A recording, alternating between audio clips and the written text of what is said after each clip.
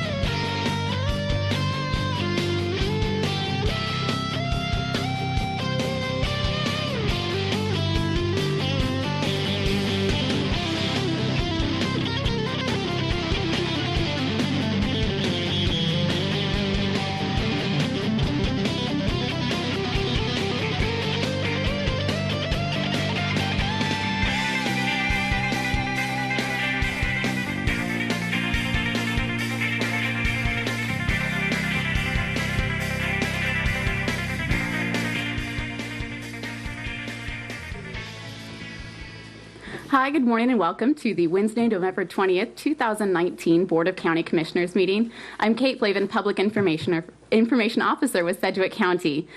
Recently, Sedgwick County has launched a new initiative called Your County Access.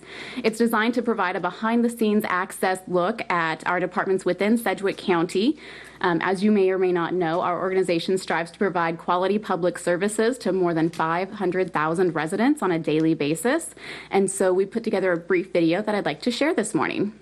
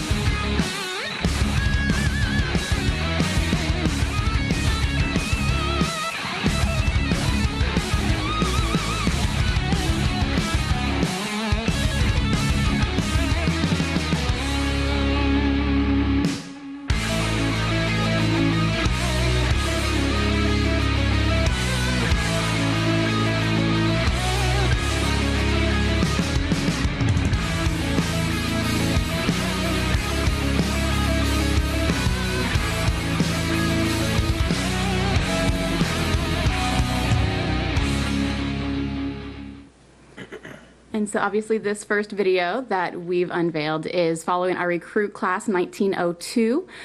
These recruits have been involved in an 11-week training program for Fire District 1, and they will actually be graduating this week tomorrow evening at 5 p.m. The ceremony will be at the Wichita Fire Regional Training Center at 4780 East 31st Street South. So just wanted to highlight kind of a day in their life, what they've been going through for the past several weeks, and be on the lookout for more videos of this similar nature showing you the all-access pass to Sedgwick County. Additionally, several weeks ago, we held some community meetings talking about the draft strategic plan for Sedgwick County.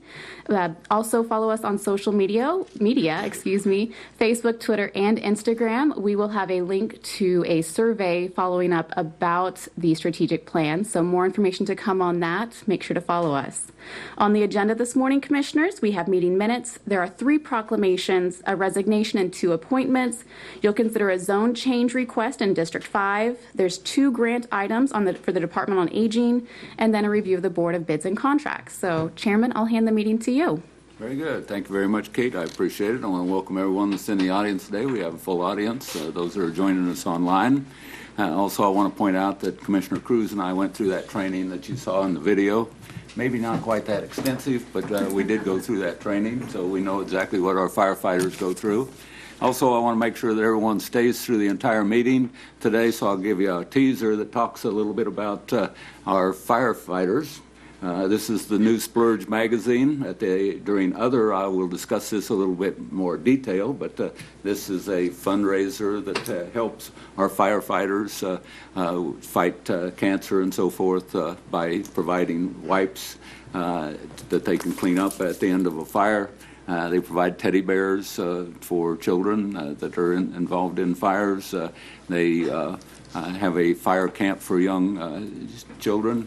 So they do an awful lot with fundraiser for a calendar, and this is just one of the pictures out of that calendar that I'll talk about at the end. So stay tuned. I want to make sure that everyone stays to the end of the meeting. So that will be something I will discuss at that time. With that, I'd like to call the meeting to order for November 20th, 2019. Madam Clerk, next item. Invocation to be observed by a moment of silence. Please remain standing for the flag salute.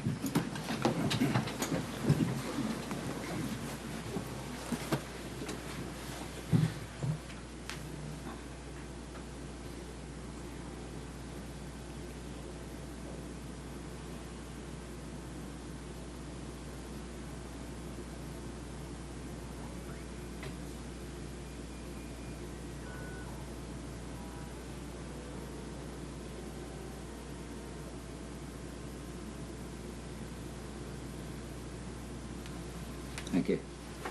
I pledge allegiance to the flag of the United States of America and to the republic for which it stands, one nation, under God, indivisible, with liberty and justice for all.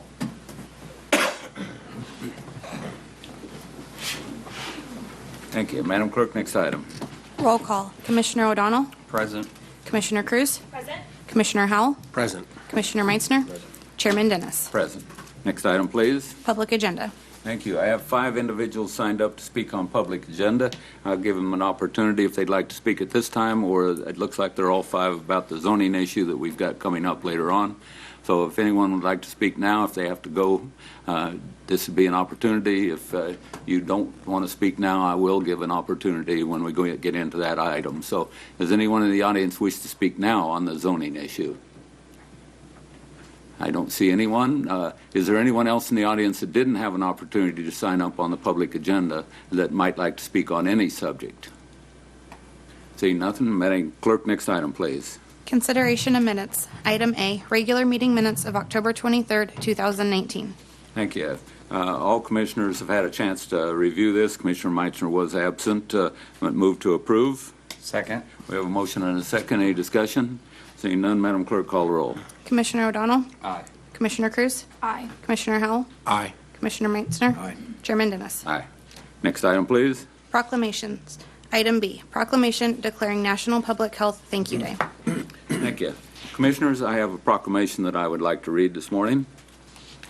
Whereas annually, on the Monday before Thanksgiving, the 23rd of November, the United States Army Corps of Engineers public health organizations around the country take time to recognize public health professionals who work tirelessly to promote wellness, prevent disease, and protect the public from health threats.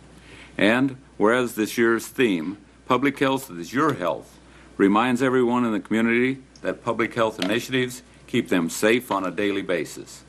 And whereas National Public Health Thank You Day provides community members with an excellent opportunity to make small changes that will have big impacts on their health and recognize the combined effort of health professionals who contribute to the community public health. And whereas communities can support behavioral changes by creating environments that make healthy choices the easy choice through improved access to physical activity, healthy foods, health care, and health education.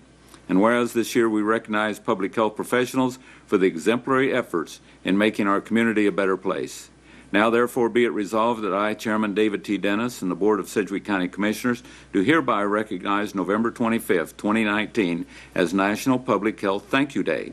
In Sedgwick County, invite Adrian Byrne, Sedgwick County Health Department Director, up for the presentation of this award. Commissioners, you've heard the proclamation. Move to approve. Second. We have a motion and a second. Any discussion? Seeing none, Madam Clerk, call a roll. Commissioner O'Donnell? Aye. Commissioner Cruz? Aye. Commissioner Howell? Aye. Commissioner Meissner? Aye. Chairman Dennis? Aye. Welcome, Adrian. Good morning, Commissioners and Board of Health. Adrian Byrne, Health Director. So National Public Health Thank You Day is celebrated the first Monday before, or the Monday before Thanksgiving, and this year it is Monday the 25th. The American Public Health Association and other leading associations throughout the nation take time to recognize public health professionals and partners that work every day, oftentimes behind the scenes, to protect the health of our people and communities. So locally at the Sedgwick County Health Department, we use this time to recognize individuals and partners that have shown leadership and innovative strategies which promote healthy behaviors and lifestyles, and or have demonstrated prevention of disease control through their work with Sedgwick County Health Department in the past year. This year we are honoring two. First, Scott Strobel, and he's unable to be here due to an out-of-state conference. He is Section Chief at the STI HIV Surveillance and Intervention with the Kansas Department of Health and Environment. Scott is the Section Chief of the STI HIV Surveillance Intervention, and he has provided extraordinary leadership and commitment to the welfare of the workforce under the management of the STI HIV section. He provided guidance and direction in the management of STI, sexually transmitted infection cases in Sedgwick County during a time at KDHE where there was a lot of staff turnover, and he was one of the only people in the office at times. And also during a time where we had a lot of new staff, and so they were involved in a lot of extensive training, and he provided a lot of assistance to us during that time. So in coordination with Sedgwick County, Scott supported the change in the training process, which led to a decreased time away from new employee home stations and an increased time in mentoring with local peers, which also strengthens the partnership. He quickly responded to multiple disease outbreaks that involved Sedgwick County investigators. As the KDHE liaison, he coordinated schedules, finances, and priority management for investigations in South Central Kansas. Scott's knowledge and activism in intervening in the spread of disease is recognized by the Center for Disease Control and the many national partners that participate in committee meetings and trainings with him. We are extremely fortunate to have him in Topeka and here in Wichita to help us in Sedgwick County when we need it, and we appreciate his guidance. The second is Derby Collaborative, and they are being honored for their policy development. And Debbie Williams is here to accept this, and other people are here to support as well. The Derby Health Collaborative is a group of organizations in Derby and USD 260 that have come together to fulfill a common mission: to improve the health and well-being of the citizens residing in the USD 260 community. Formed in 2010, Derby Health Collaborative is composed of community organizations, policymakers, businesses, health providers, and community residents working together to be powerful advocates for legislation, organizational, and environmental change. As a network, Derby Health Collaborative provides an opportunity for joint planning, system-wide problem solving, and collaborative policy development to ensure that the voices of all community sectors are represented in public health prevention programs. Derby Health Collaborative has programs that are vital to improving health in Sedgwick County, and I wanted to highlight 3 of those. One is Story Walk, and this program helps build children's interest in reading while encouraging healthy outdoor activity for both children and their families. Let's Diabeat This is a grant for diabetes prevention that management that focuses on a diabetes prevention program, which is a 12-month pre-diabetes education program, diabetes self-management program. Some are co-facilitated with our health educator here at the health department, and a shopping and dining with diabetes. Derby Smoking Ordinance. The new ordinance bans smoking and vaping from outdoor gathering areas within 20 feet of those spaces. And the ordinance also adds e-cigarettes to Derby's Clean Indoor Air Ordinance and puts the same restrictions on vaping as smoking. So I'd like to call Debbie Williams up here so I can give you this award. We appreciate all of our partners in public health. Thank you.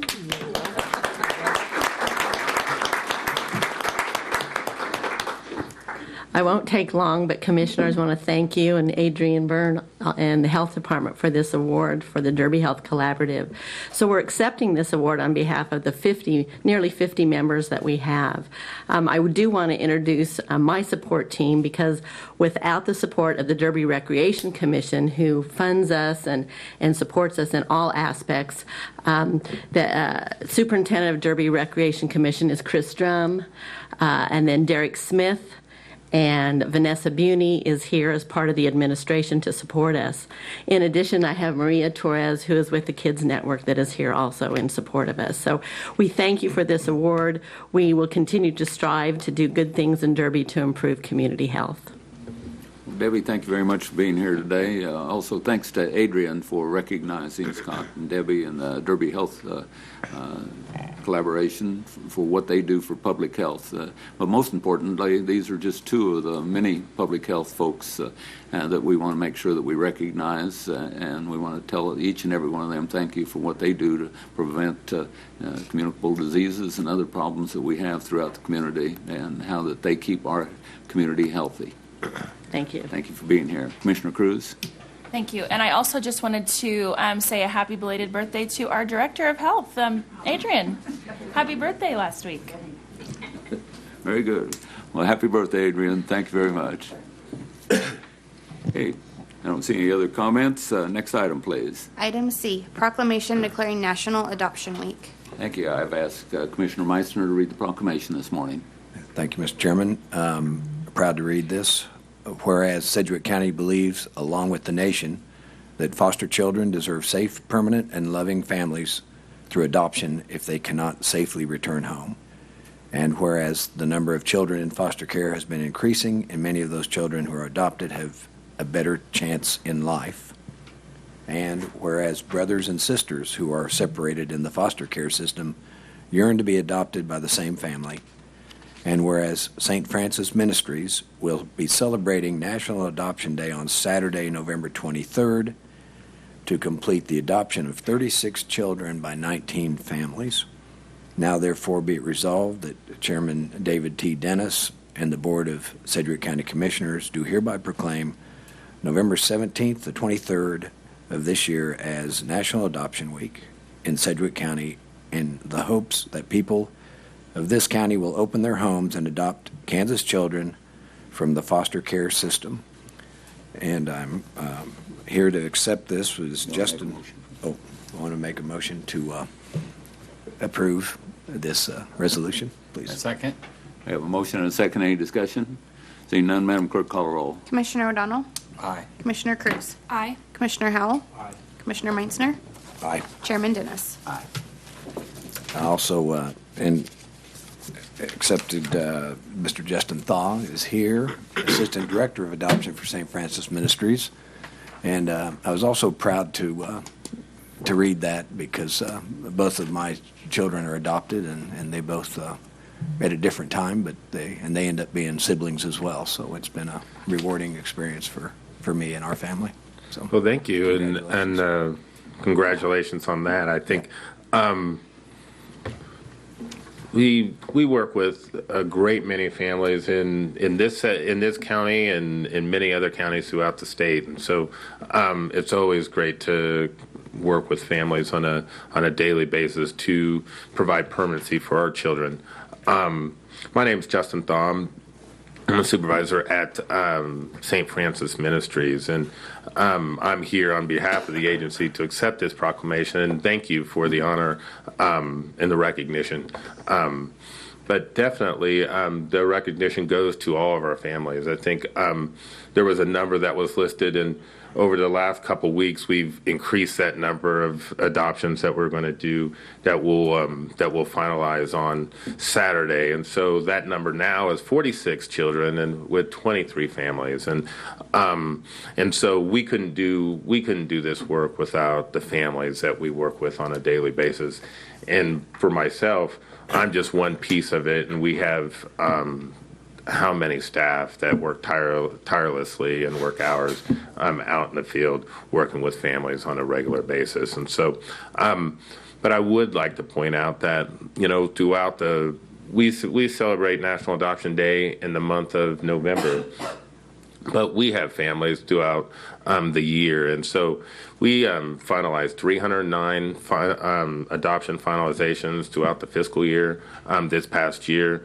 And as an agency, we finalized 538 adoptions throughout the state in this county as well as Western Kansas. And so I definitely want to honor those families and those children for the work that they've done. So thank you for everything that you guys have done. I've got to participate in that event on Saturdays in the past couple of years, and it's an incredibly special event for the children and for sure for the parents. It definitely is, and this year we're doing it a little bit different, and it's going to be at the juvenile courthouse on Morris Street, and so it probably will be a little bit packed. We usually have it at Exploration Place, and so we will probably have 300 people and families that gather there on that day, and so it'll be a little bit packed, but it'll be a joyous occasion. So, okay, thank you.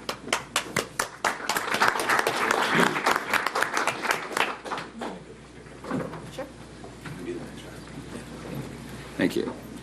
Madam Clerk, next item, please. Item D, proclamation declaring National Family Caregivers Month. Thank you. And I've asked Commissioner Cruz to read this proclamation. Thank you, Chairman. Whereas during the month of November and all through the year, it is important to raise awareness of the family caregiver and all that they do on behalf of their loved ones day after day. 24% of Kansans have provided unpaid care to an adult. Family caregivers provide more than 80% of all home care services. On average, caregivers provide 18 hours a week of support, are employed full-time, and are between the ages of 45 and 64. Without the love and support that family caregivers provide, federal, state, or local funds would need to pay for these home care services. And whereas it is important to take time to celebrate the efforts of family caregivers because so often their indispensable commitment and assistance provided to their loved one goes unnoticed. Many older adults would have difficulty remaining safely in their homes and community without caregivers. And whereas many family caregivers do not recognize themselves as caregivers, but as wives, husbands, daughters, sons, relatives, or friends. They care for their loved one because that is the right thing to do. And whereas support and services for caregivers are imperative to the person they are supporting and the caregiver's own health and well-being. Supporting older adults and family caregivers in their efforts to assist their friends and loved ones is the very core of the mission of Sedgwick County Department on Aging, Central Plains Area Agency on Aging. This organization and Sedgwick County stand by caregivers and want to thank them for their great impact on the lives of older Kansans. Now, therefore, be it resolved that Chairman David T. Dennis and the Board of Sedgwick County Commissioners hereby recognize November 2019 as National Family Caregivers Month and encourage everyone to acknowledge and thank the caregivers in their lives. I would like to make a motion that we adopt the proclamation declaring November 2019 as National Family Caregivers Month. Thank you. Second. Then. We have a couple seconds. Any discussion? Seeing none, Madam Clerk, call the roll. Commissioner O'Donnell? Aye. Commissioner Cruz? Aye. Commissioner Howell? Aye. Commissioner Meitzner? Chairman Dennis? Aye. Thank you. And I am so excited to have the Director of Mobility and Mill Levy Services, Dorsha Kirksey, to accept this. We had a great conversation yesterday, and I'd love to hear what you have to say. Thank you. Good morning, Commissioners. Dorsha Kirksey with the Sedgwick County Department on Aging. I'd just like to thank you for this opportunity to recognize the men and women who work tirelessly to improve the quality of life for older adults in need of care. Caregivers help their family members live fulfilling lives by providing vital assistance. The responsibility of serving and supporting another person can be challenging, and the strength and compassion exhibited by caregivers is one of the greatest manifestations of genuine love that we witness in this world. Their unrelenting support enables family members to live with dignity. The aging of the population, coupled with the increased costs of in-home care and senior living options, is driving the demand for family caregivers. And to demonstrate that need, we asked some of the employees in our own department who are providing care for a friend or family member over the age of 60 to come be in the audience today. At this time, I'd like to ask them to stand.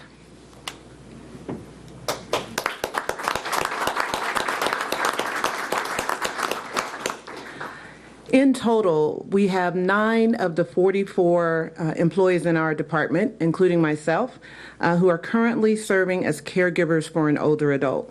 That's 20% of our staff. If you apply that percentage to the total number of county employees, it equals hundreds of employees who are currently providing this vital service in addition to fulfilling their roles as wives, husbands, daughters, sons, and employees. So you can see how important it is to educate caregivers on the importance of caring for themselves and the resources available to them so that they can continue to provide the care for their loved one. This National Family Caregiver Month proclamation is an important step in that direction. So thank you again. Thank you very much for being here. Thanks for what the caregivers do to help the people that are most in need of it. We appreciate what you do for us. I see no other comments. Madam Clerk, next item, please. Appointments. Item E, accept the resignation of Autumn Black from the Sedgwick County Mental Health Advisory Board. Mr. Papoon. Thank you, Mr. Chairman. Mike Papoon, County Counselor. We can handle items E and F together since they both involve an appointment by Commissioner Cruz. Item E is accepting the resignation of Autumn Black, who was formerly a member of the Sedgwick County Mental Health Advisory Board. You can see in your backup she had sent an email to Commissioner Cruz asking to resign from the board. Item F is a resolution appointing Michelle VANN to the Mental Health Advisory Board. And resolutions in proper form. I ask that you approve the resolution. Thank you. Commissioner Cruz. Thank you, Chairman. While I am sad that Autumn had to resign, she actually moved out of our community, so she was unable to fulfill her duties as attending the meetings. But I'm excited that Michelle has accepted this request to fulfill this spot. I think, you want to come up here? I think she's going to be an asset to this. I know that she's a fighter. I've seen her in action, and I'm excited that she will be advocating for folks in our community via this mental health board. So I make a motion. Do I have to make a motion for both or just one, to accept the resignation and to? Yeah, you can make a motion. So I make a motion to combine items E and F and to appoint Michelle to the Mental Health Advisory Board. Thank you. Second. Any discussion? Seeing none, Madam Clerk, call the roll. Commissioner O'Donnell? Aye. Commissioner Cruz? Aye. Commissioner Howell? Aye. Commissioner Meitzner? Aye. Chairman Dennis? Aye. And we have Kelly Arnold, our County Clerk, to swear you in. Yep. Good morning, Commissioners. Please raise your right hand. I do solemnly swear that I will support the Constitution of the United States, the Constitution of the State of Kansas, and faithfully discharge the duties of the Office of Sedgwick County Mental Health Advisory Board, so help me God.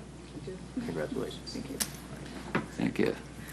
Thank you, Commissioner Cruz. I appreciate the opportunity to serve Sedgwick County, and mental health is absolutely on our heart and in our mind. Thank you so much for your service. Thank you very much for volunteering. We appreciate it. Okay, Madam Clerk, next item. Item G, resolution appointing Jay Plank to the Sedgwick County Advisory Council on Aging and Physical Disabilities. Thank you. Mr. Papoon? Yeah, thank you, Mr. Chairman. This appointment is by Commissioner O'Donnell, and it's his appointment to one of his 3 appointments to the Sedgwick County Advisory Council on Aging and Physical Disabilities. This vacancy occurred because of Dr. Corrigan's term ended in June, I believe, and so there's an opening, and we have a resolution appointing Jay Plank to this board, and the resolution is proper form. I ask that you adopt the resolution. Thank you. Commissioner O'Donnell? Thank you, Mr. Chairman. I do not see Jay out in the audience today. He is the administrative pastor at Riverwalk Church of Christ, does an outstanding job there. He and his wife live in my district and have become friends, and I've been looking for a board to put him on. He talked to Annette and decided that this was going to be a good fit for him, considering all the other ministry he does. So I'm very excited about Mr. Plank taking this position, and I'm sure we'll get him sworn in no time at all. So at this point, I would like to approve the resolution appointing Jay Plank to the Sedgwick County Council on Aging and Physical Disabilities Board. Thank you. I'll second the motion. I don't see any discussion. Madam Clerk, call the roll. Commissioner O'Donnell? Aye. Commissioner Cruz? Commissioner Howell? Aye. Commissioner Meitzner? Aye. Chairman Dennis? Aye. Thank you. Before I call next item, as soon as Madam Clerk reads it, if any of the commissioners have had any ex parte contact, I'd like to make sure that they declare ex parte contact at that time. So, Madam Clerk, call on the next item, please. New business, item H, county zone change from single-family residential to office warehouse to permit a landscaping business generally 1/2 mile west of South 159th Street East and on the south side of East Pawnee. Thank you. At this time, if you've had any ex parte contact, I'd like you to declare it at this time. Commissioner Howell. Thank you, Mr. Chairman. This is in my district. I've had a number of people contact me. The names are Mary Ann, Bill and Will Stillsaltz, J.D. Munley, Bill Giles, and I think I had a couple of emails which I can't find this morning, but altogether I think I've had several opponents and proponents contact me. But I'll just tell you that I've done my very best, and I will tell you I'm completely neutral right now. I have no opinion on this matter, so it has not influenced my decision today. Thank you. Thank you. Commissioner Meitzner. Yes, Mr. Chair, I declare that I have had one ex parte telephone call with one of the neighbors in the neighborhood. Thank you. Commissioner O'Donnell. Thank you, Mr. Chairman. I've had 2 phone calls with some people in the neighborhood. Very good. I appreciate that. Okay. Dale Miller. Dale Miller, planning staff. As noted, this is a request for a zone change for approximately 3.78 acres to go from current SF20, which is single family, to OW, office warehouse. And it's located, as you can see here on the map, on the south side of East Pawnee, approximately 1/2 mile east of South 143rd Street East. The applicant currently operates a commercial landscaping business in Butler County, and they primarily do work for large commercial landscaping jobs where they install landscape materials and irrigation systems. They do not do retail sales. They don't store plant material on site. Most of their work is, like I said, is installing irrigation systems, and then they go to wholesale nurseries to purchase the plant material and have it delivered to the site. Their recent jobs include Cargill, Camping World, and Mark Arts, to give you some idea of the work that they do. The applicants have purchased this property. That's the upside down L there that you see. They also purchased the rectangle that is immediately west and north of the application area that would make a complete rectangle if it were included in the zone change. There's a house that you'll see here in a minute on that property, and so they have purchased both those tracts. And as you can see here, The majority of the zoning in the area is all SF20. This is the city of Wichita city limits, roughly a half a mile away from the application area. But as you can see, all of that pink or color, whatever that is SF20. Here's an aerial, shows the land use. You can see, it's hard to see, but there is a house here, and that's on the applicant's ownership, but is not part of the subject zone change. The closest house is over here, roughly 1,023 feet away from the application area. There's also a house here that's roughly 1,500 feet away. Another house here that's approximately 2,000 feet away, and then down here is the other one from the application area. As you can see, a lot of this ground is used for pasture or farming. Pawnee is paved. The current City of Wichita, Sedgwick County land use plan shows this as being located inside the City of Wichita's urban growth area, and it identifies this site as being appropriate for new residential uses.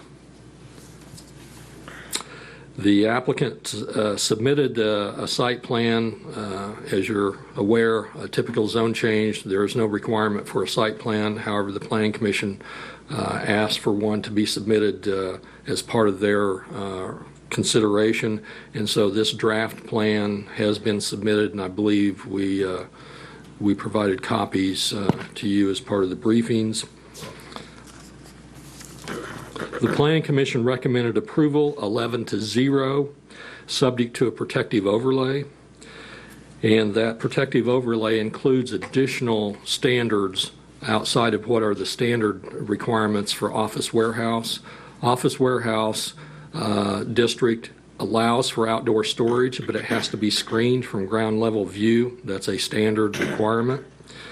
And in addition to the basic standards, the Planning Commission recommended that they can't use any parking spaces for storage or loading, that outdoor storage is not to exceed the floor area of all buildings located on the zoning lot.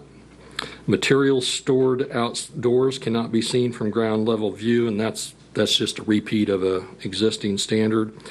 And on top of that, to try and address the neighbors' concerns about the number of uses and the type of uses that are permitted by right in OW, the protective overlay limits the site to only uses allowed by right in SF20, which is what is zoned today, basically residential uses on half acre, and the landscape and landscape maintenance business. So that's the only non-residential use that they can have on here other than what's allowed by right in SF20, like a church or some of those things.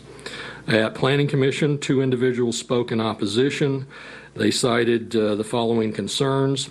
They had not seen a site plan, and as I pointed out, the code does not require on the zone change that the applicant submit a site plan as part of the application like we do with a conditional use.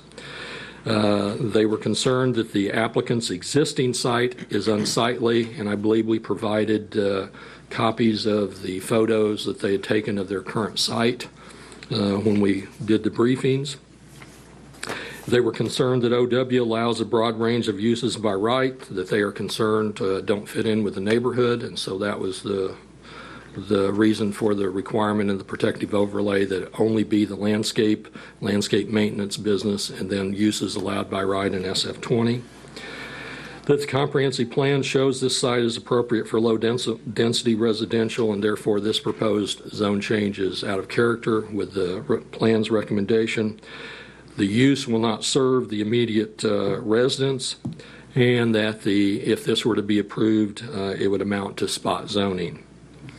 Now, I did take the liberty and would defer to legal staff if there are more questions about spot zoning, but I did find a case where, in summary, the court said that the test for spot zoning was, would the use differ significantly from prevailing uses in the area? Would the change benefit a single owner, and would the change benefit that single owner at the expense of surrounding owners or the general public? And I'll let you sort through that as you will, but I thought that would provide some additional guidance to you. The applicant, in his rebuttal at Planning Commission, indicated that his current location, the property owner that he is renting from won't allow them to improve the site, and so that's why they're moving to this location, that they can have more control of the site and do the things that they think they need to do to have a quality location. And I believe there are people here that can speak for the applicant, and the residents are here as well, and so I won't go into their arguments any further. But basically, this is the house that's on the site that is not part of the application area. It's the property to the west and north. As I said, the applicant has purchased that house, and from driving by and looking at it, it looks like they have extensive renovation work going on there right now. Again, this is the site from Harry, where the property is. The application area is actually over here. Another shot of the area, and again, there's a barbed wire fence. Harry looking back to the west. This is the eastern side of the tract where the house is, and so the application area is this grassy area here, and then to the further east is part of the hedgerow that will be incorporated into the screening requirement that the PO requires. Another shot of the house, and looking further towards the southeast corner of the application area. And I believe that's it. I try and answer questions. Very good. Any questions for Mr. Miller? I don't see any questions for you at this time. The one thing, Dale Miller only comes to us kind of infrequently, and I know he's going to be retiring soon, so I don't know if he's going to be coming up before his retirement. I don't know what the schedule looks like coming up, so I want to make sure that we recognize the service that he's provided to us as the Director of Planning and one of the planners. I worked with him for 9 years when I was on the MAPC. He's also a graduate of OU, which I am also a graduate of OU, so we have something in common there. But I want to tell you on behalf of the Commission, thank you very much. I don't know what the plans are in the future for being able to recognize you, but I know this is one of the last times that maybe we might have a chance to recognize you in front of the Commission. So thank you, sir. Thank you very much. I've got about 40 days left. Thank you. Very good.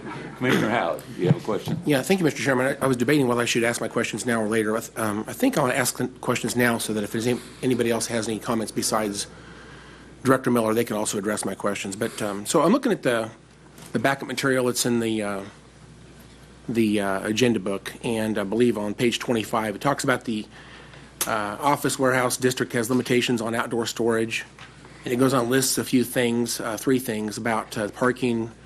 The outdoor storage shall not exceed the floor area of all buildings. Now, are these standard pieces of language for all OW zoning, or are these developed specifically for this application? The protective overlay contains standards that were developed specifically for this location as part of the hearing request, in addition to the basic standards that the zoning code requires. Let me ask the question one more time. I'm not sure that I said it quite right. Okay. The things I'm listing here are not actually listed in the protective overlay. These are listed on page 25. There's 3 things listed here as limitations for OW, and it says off-street parking space or loading space shall be this parking space shall not be used for storage. The amount of outdoor storage shall not exceed the size of the building, and items stored outside shall not be visible from an adjacent or non-elevated street. So are these standard things for OW, or is this developed for this particular application? No, those are standard OW requirements. The one that was added specifically to address this case because of the comments was the limitation that the only OW use is the landscape and landscape maintenance in addition to the SF20 uses. Okay. Now, to that point, I just want to say, and apparently I did get this in the material, although I didn't realize this was the protective overlay because I didn't see something titled that. So I did have the information in my backup, although I didn't know that's what it was. I was able to get a copy of that this morning. So the protective overlay, number 343, does list the 4 criteria that are specific to this application, correct? And I'd just like to say, I'm reading this very carefully. I'm trying to find out, where does it say, let me ask another question. OW normally would have other uses allowed, correct? Yes. Where does it limit it to just the landscaping business and the single-family 20 use? That's the criteria on number 4, I believe it is. No, number 1. Number 1 in the protective overlay is where it specifically lists that. It says all uses permitted in SF20 single-family residential, in addition to those uses associated with the landscape and landscape maintenance service and equipment typically used in the operation of a landscape maintenance business as permitted in the OW office warehouse district. I guess if I would have written that sentence, I probably would have made it clear that other uses under OW are not permitted. It doesn't actually say that. I'm not trying to be an English. Okay. We can modify the resolution if ultimately you end up recommending approval. We can modify the language to reflect a more accurate.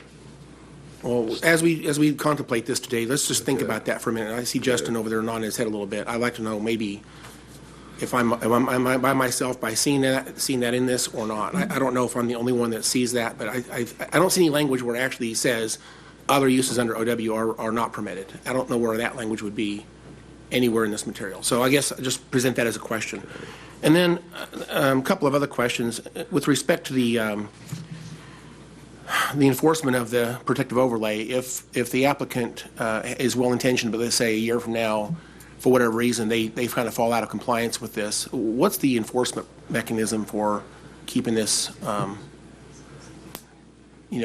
agreeable to this permission today? Well, as you know, Kelly Dixon is the county zoning enforcement officer, and anyone can file a complaint with him, and he would then go investigate and determine whether there's a violation, and if there is, then he would take the appropriate corrective actions that can ultimately lead to court, to taking the applicant to court if they don't voluntarily comply.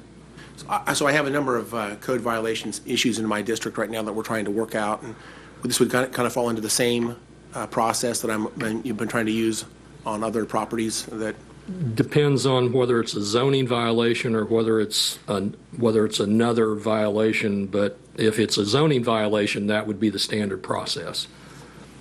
Okay, and then finally, maybe not finally, I have a couple more questions. I did receive a draft copy of a landscape plan. Right. If we approve this today, does this become a filed copy, not a draft?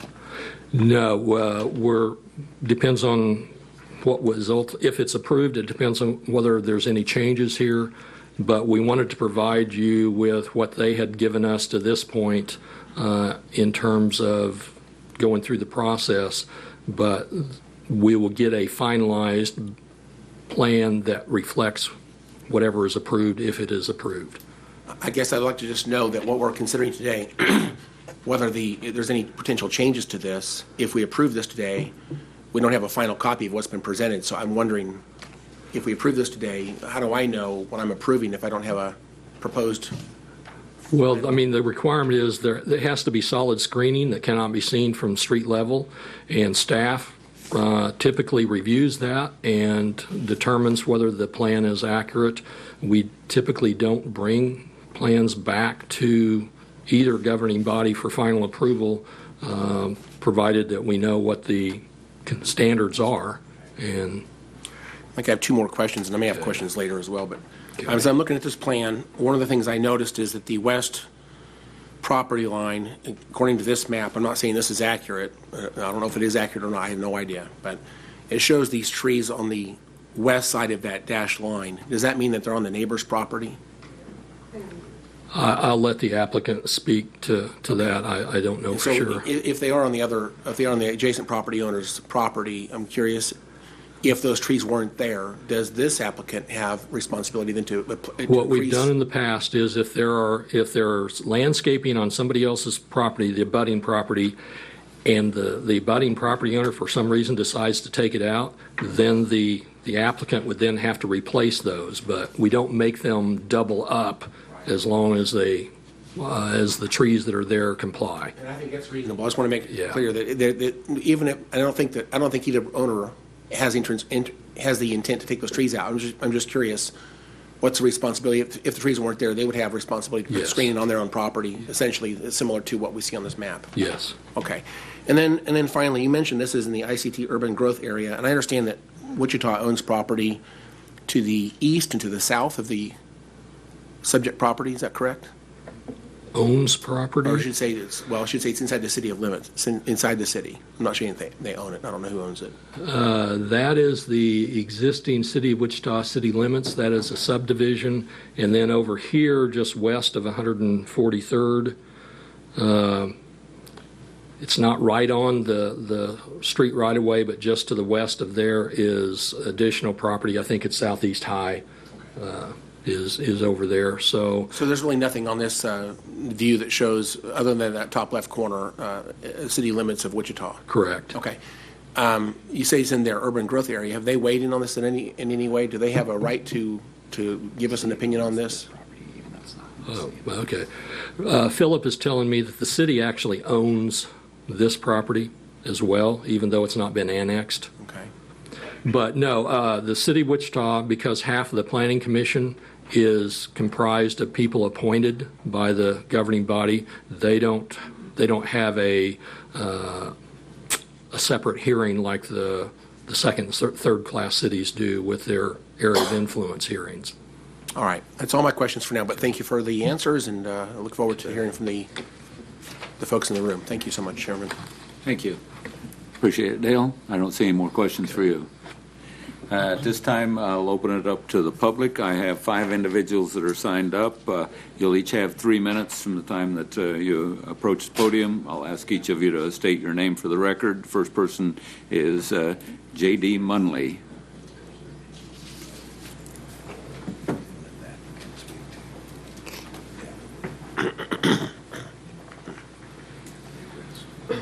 State your name for the record. You'll have 3 minutes. My name is J.D. Munley. I live at 14516 East Pawnee, which is on the map. It's at the intersection of 143rd and Pawnee. There'll be other people here that are going to talk about the nuts and bolts of it, but a couple of things I want to talk about are trust. Every one of us that bought property in this area bought it under this current zoning. So it's been my experience that the city of Wichita and Sedgwick County have almost a total disregard for existing taxpayers and property owners. If somebody new comes in with something different, they will change the zoning in a New York minute no matter what the other property owners want. And you want us to trust that nothing else is going to happen to this piece of property, but when we bought our properties, this was zoned agriculture residential, and now you're changing the rules. I don't think that's right. And I would like to state that the based on a article in the paper, that piece of property that the city of Wichita owns but isn't in the city yet was donated to the city with the requirement that it be a public park. So you're going to put something close to, you're going to put a commercial deal that's eventually going to be a city park. At least that's my understanding based on the Eagle article. I just, if you guys were in our situation, you'd spend a lot of money on homes and then upkeep and all that. To have a spot zoning dropped in on you does not seem right, and I don't think any of you would appreciate it if it was your property. Thank you. Thank you. Next individual is Bill Giles.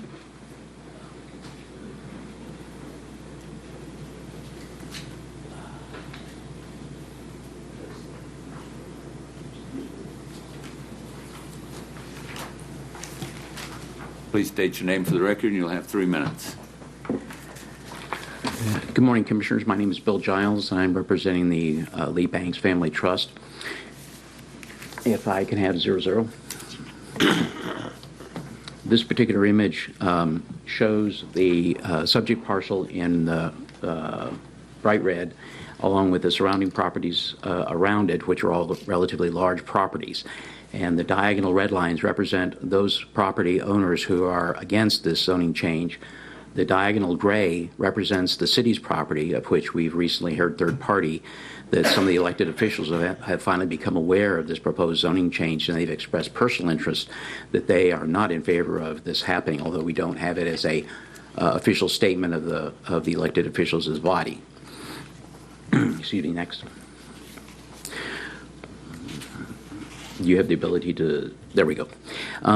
This particular property in green is in the middle of 4,000 acres, 6 square miles of residential use property, both historically, current, and forecasted into the future to 2035 with our comprehensive plan. And this particular use is not in line with residential uses that have been there, that are there, and are likely to move into the future. Next. The comprehensive plan that the director also brought up, and the next one after this too. This is the entire sheet, but perhaps the next slide will focus in on this particular image.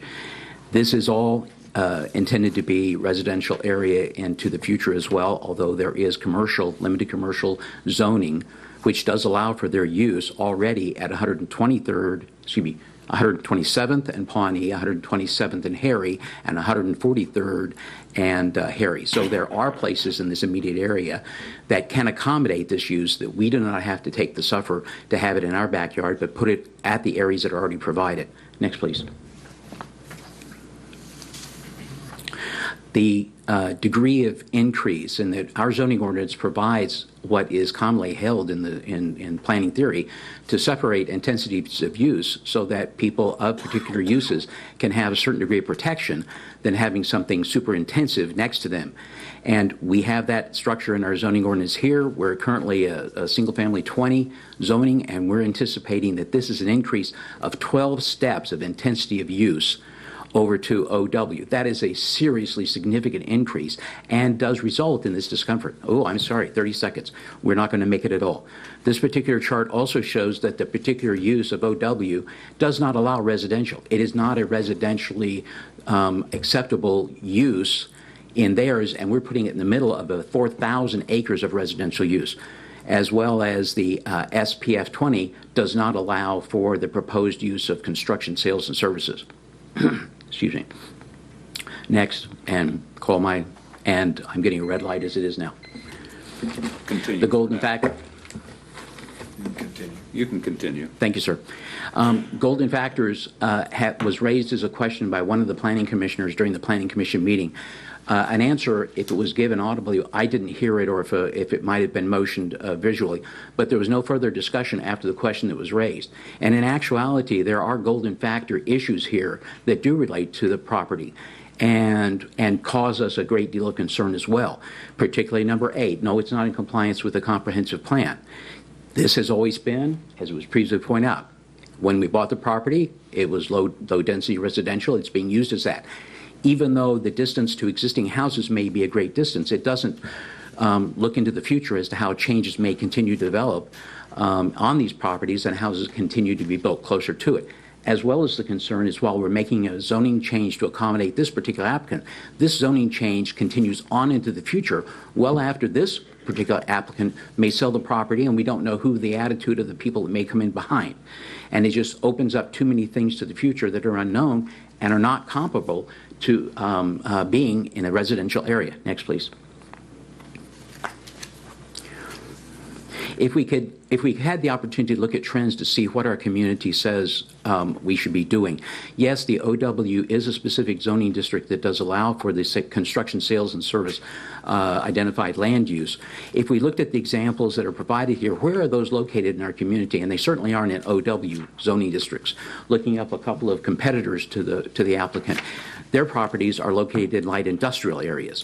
When we look at the example of lumberyards and home improvement centers, Menards, Lowe's, Home Depot, those are not in OW. They are in commercial and light industrial zones. So while the OW may have as an acceptable use, we question as to whether or not it actually ever occurs. Next, please.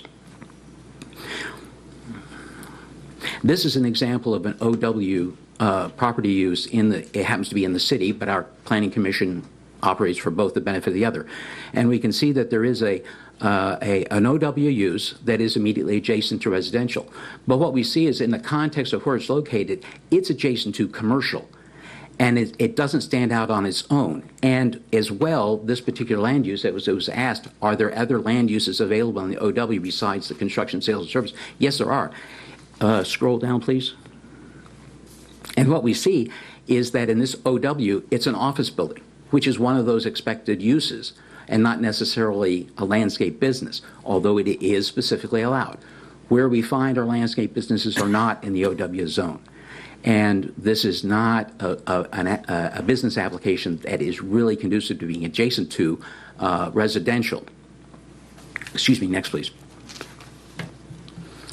The particular resolution has questions that was part of the major part of my presentation at the Plan Commission, was trying to raise the issues that we have a staff report that's flawed in support of the resolution or approval of the resolution that staff was recommending. And it causes us to continue to bring question to the legitimacy of our planning staff, our professional planning staff. We rely upon them. We pay our taxes and our fees to support them because the intent of the zoning is to protect the public and to protect ourselves. Just as it was pointed out by one of the other owners in the area, is that we come into an area expecting some consistency. That's why we do zoning and that's why we do comprehensive plans. And to arbitrarily put a zoning that is so extreme increase in the intensity of use in the middle of this enormously large area of low residential zoning, it's an egregious use of spot zoning, and it's the basis of what our cause is that this should not be approved. Would you scroll down to it, please?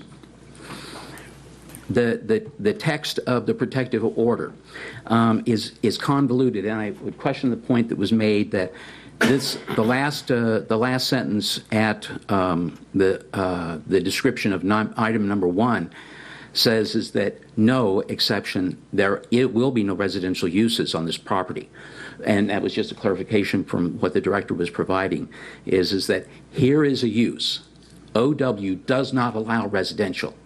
And we're putting that zoning in the middle of 4,000 acres, 6 square miles of residential zoning. Egregious spot zoning. One of the recollections on my part about the actual recommendation and approval of the Planning Commission was for an approval of landscape and nursery, for which there was actually no discussion about a nursery, and the applicant hasn't acknowledged that they've ever intended to or do anything with nursery. But that was the wording of the action of the Planning Commission, and we don't see any reference to that, which has been told to me that staff and legal have the ability to make amendments to interpret what was meant over what was said. In the course of that action, too, the Planning Commission asked staff to prepare the project overlay, which would occur after the Planning Commission action, which doesn't give us the opportunity to review and comment on that to the Planning Commission, as well as a request of a site development plan. And in my recollection, there was a reference to 10 days, 10 business days, 2-week period that both would be done. And we don't believe that that actually has occurred as to what the Planning Commission has requested. But we see here the reference is made now is that a development plan is not required until 30 days after action that you would take, which again is a question about the Planning Commission made certain statements in their action, and we're pursuing other details that are different from what they had requested. Next, please.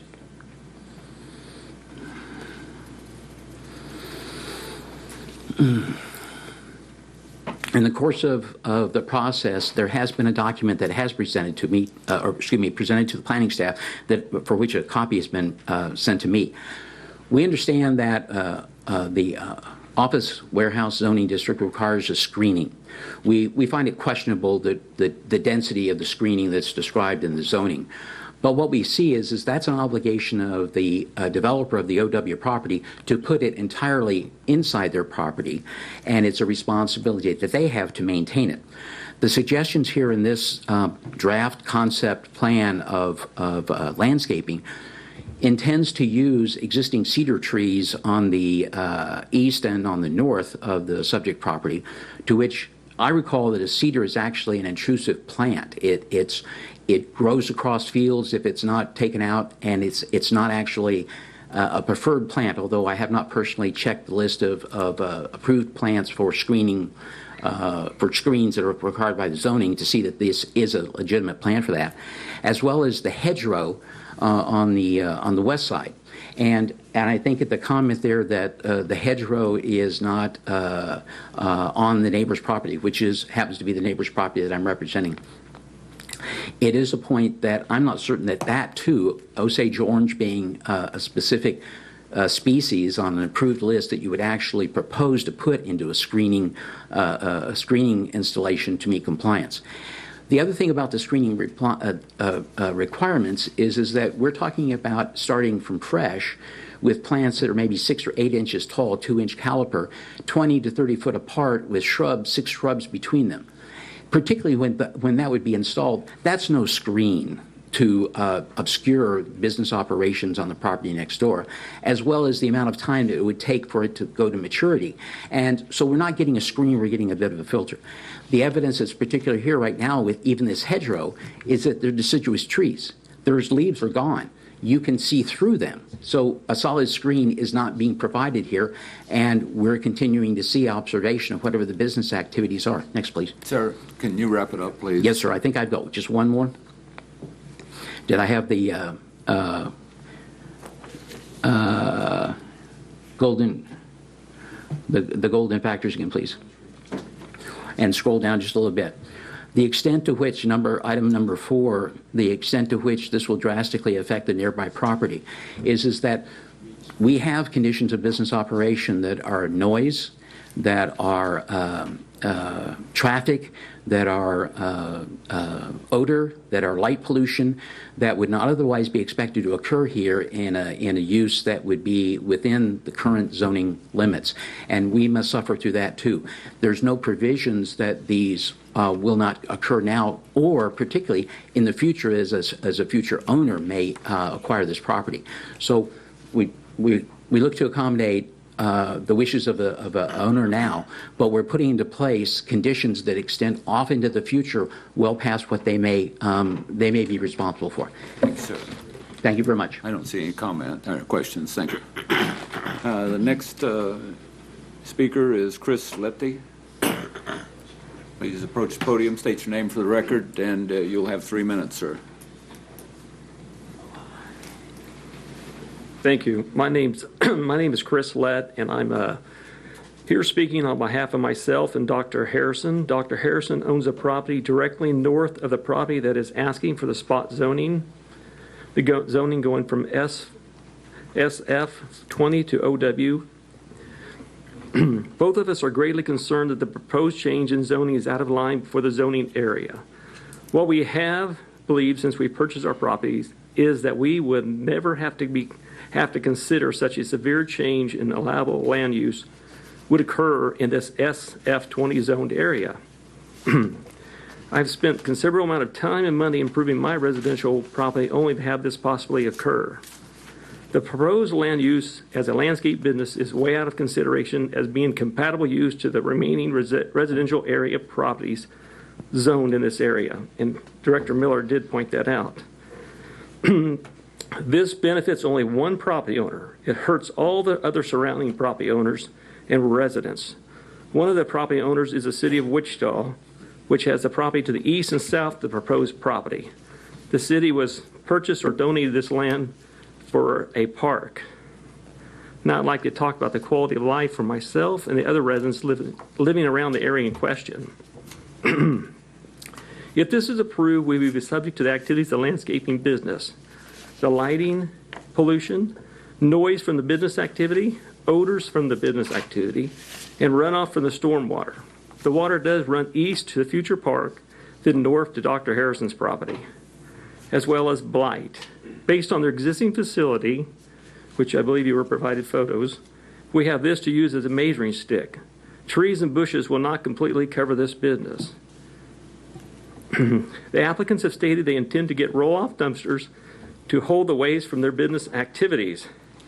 The applicants have stated they intend to get into larger bulk fertilizer cells. Both will increase noise and business activity in the area. Myself and Mr. Giles did meet with Philip Zevenberg in discussion. It was pointed out that the overlay and conditions were not complete then or as today. Things are still fluid. Mr. Zevenberg also stated that we should have protested the initial zoning board hearing. Neither myself nor Mr. Harrison were able to do this. I asked Mr. Zevenberg if this failure meant that we have to live with this irregular zoning and the change in our quality of life. The project overlay is not firmed up as of yet, nor the restrictions that Mr. Zevenberg has spoke of. At the very least, the property owners have a chance to evaluate this before this spot zoning change. Excuse me. The applicants are out nothing if this is not passed or sent back to the zoning board. They purchased an SF20 property. But if this is passed, then the residents of the property and owners in the area will suffer in the quality of life and the value of their properties. I'm asking the commissioners to please deny or send this back to the zoning board to review and finish the restrictions of the project overlay and allow the affected property owners the chance to review. This is our homes, our lives, and will not benefit from this business being allowed to put in this residential area. And I'd like to point out, too, that the court case he's speaking of, it is just benefiting one owner, one property owner, and affecting all the rest of the property owners. Thank you. Thank you. I don't see any questions. Thank you for your time. Thank you. Next is Christiane Hill.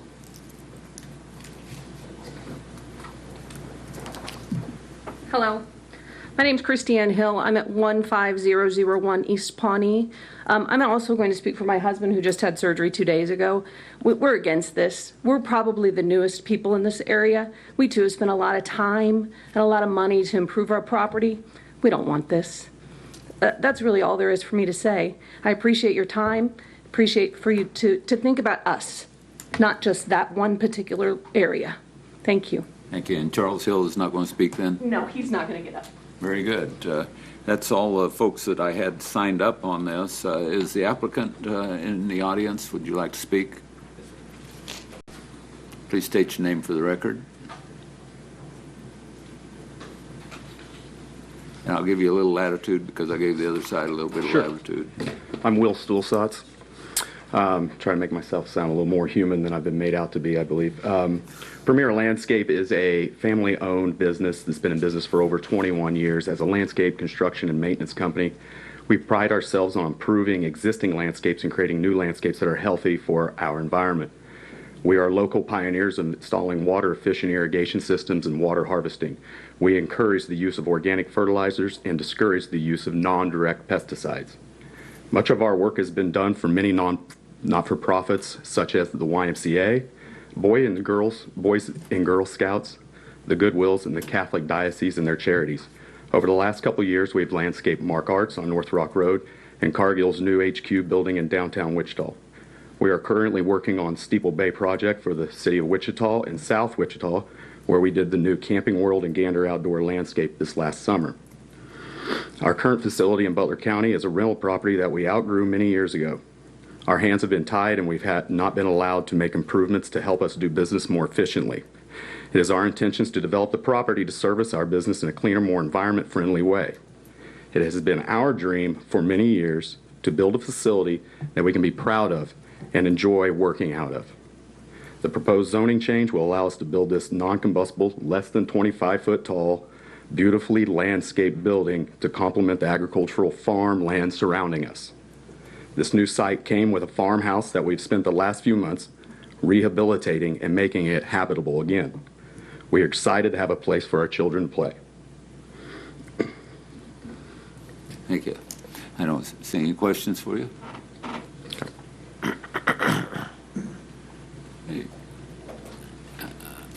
Do I see any questions or comments from the commissioners? Commissioner Howell.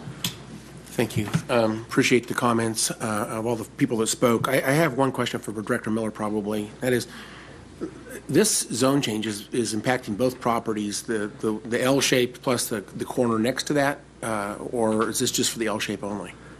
The OW is only for the area outlined in black, the upside down L. So why do we need to have SF20 included in the OW inside the L? They have a house outside the L. Why does there need to be provisions in this for SF20, allowances inside the L shape? Well, because of the concern about all the uses that were allowed in OW, what the Planning Commission was trying to do was to craft a motion that allowed for other uses besides the one use that they've described, and their decision was that it would be uses allowed in SF20, which is basically half-acre single-family lots, and there's also a few other civic and public uses that are allowed by right, but basically it's a single-family district, plus the landscape and landscape maintenance business. The whole point was to try and eliminate all the other uses that are allowed in OW, which the neighbors were concerned could go in there if this was just granted as straight OW with no protective overlay. So that's why they, without that provision to allow the uses allowed in SF20, this property would end up with only one use allowed if it were approved as without that language. As it's being approved right now, approved again as proposed today. If we approve this, they could have a warehouse and a residence. They could on the L shape. The only thing they could have is a landscape and landscape maintenance facility based on the site plan that gets approved. They're showing a warehouse or a business building on the property, but it would have to be in substantial conformance in terms of size and location with the approved site plan. But they couldn't run let's say a trucking business needed a warehouse and was going to store material. They would not be able to use this site for this the way the PO is worded. It could only be used in association with a landscape and landscape maintenance business. Looking at some of the drawings I'm seeing here, it shows that there's a parking requirement, parking lot. I see a number of spaces there. Is this a concrete driveway? I believe in the county they allow them to use rock.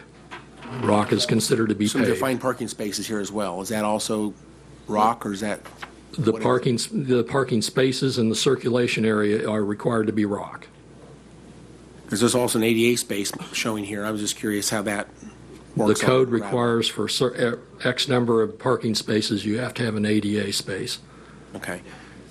With that number of spaces, are we expecting very much traffic at this location? I mean, I don't know, in terms of you guys talked about traffic. I'd let them respond to it, but they said there's no retail sales, so the only traffic would be what's coming and going from their business going from here to their site and back, and their employees coming and leaving would be my assume. And I'm being told that they're going to concrete the parking lot is what I'm being told. Okay.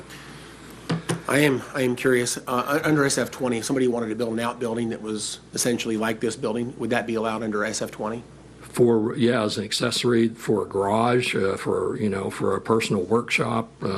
Under the home occupation codes inside Sedgwick County, are they allowed to operate a landscaping irrigation business inside of a home occupation code? Yes, they would if they complied with all the conditions of a home occupation, which is that the house has to be there has to be a resident occupant on the property, and they have a limitation on outdoor storage and their setbacks.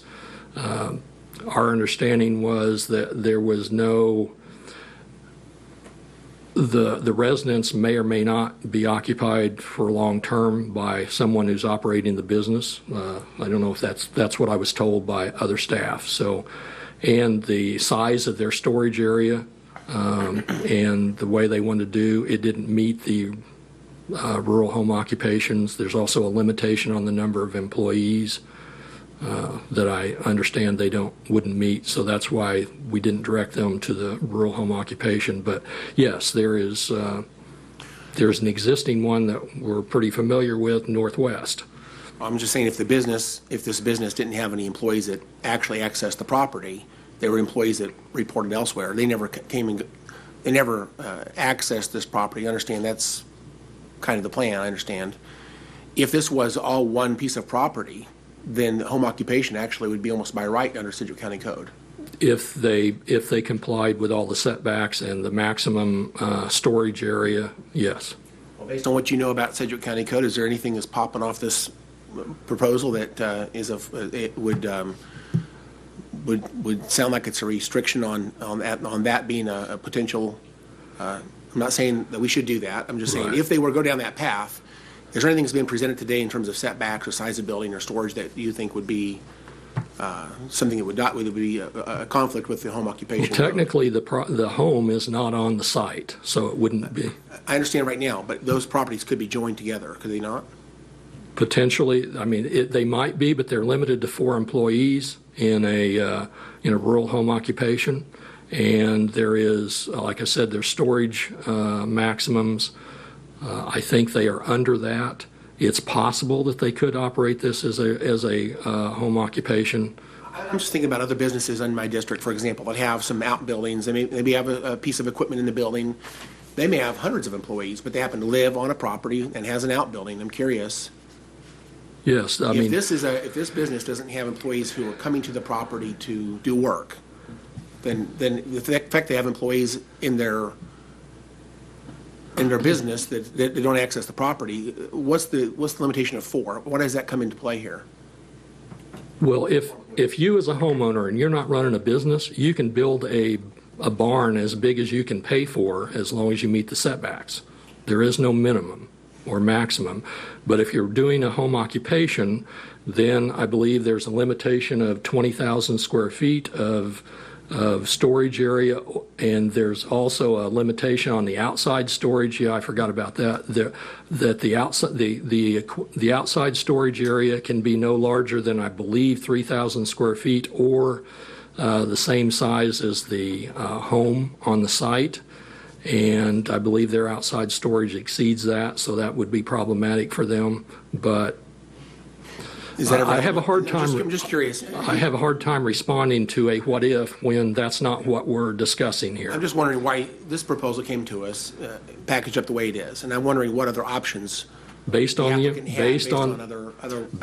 information we had when they filed, this was the most appropriate zoning. OW is the first district that allows outside storage, and it requires it to be screened. The limited commercial district allows outside storage, but it's limited to being located within 10 feet of the building in which the material is being offered for sale, and you can only have stuff stored outside that is offered for sale inside the building, so LC doesn't work.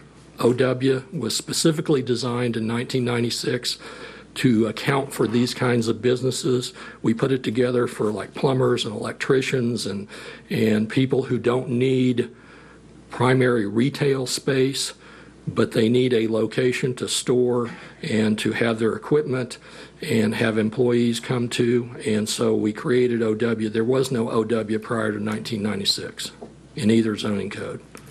I'll sit back and listen to the conversation, but I may have a few more questions at some point. But thank you for the answers. Thank you, Chairman. Thank you, Commissioner Meitzner. Thanks, Dale. While you're up there, so when this came in front of the Planning Commission, I'm reading the minutes. There was like 2 or 3 comments. I believe there were 2 speakers that were there, and I tried to represent what their comments were as accurately as possible. Okay. And so, and there was protest information sent out, but no protests received? We send out follow-up letters after the action of the Planning Commission to people who spoke at the Planning Commission or signed up, and give them, here's what the Planning Commission did. We provide the date if it's going to move on to a governing body hearing, and then we provide specific instructions about the protest petition and when the deadline is and which clerk is supposed to receive it. We also have that in the original notice, although it's not as detailed in the original notice, but it does reference the ability to file a protest. Okay. Part of my personal frustration is that I've been around these zoning cases for a few years and seen change of use and things. And the Planning Commission traditionally is the venue to where a lot of conversation and a lot of terms can be, and adjustments and requirements and everything else can happen.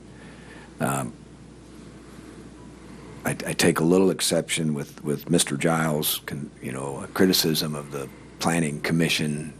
Well, I don't know what your exact quote was, Mr. Giles, but that Planning Commission, from my perspective, they're very intelligent people that study a lot. They know all the terms that, frankly, none of us really know. And this venue for 5 people to consider all the things that we're talking about and all the information you've all shared with us was not shared with the smarter people that are involved in zoning, planning, requirements, restrictions, overlays.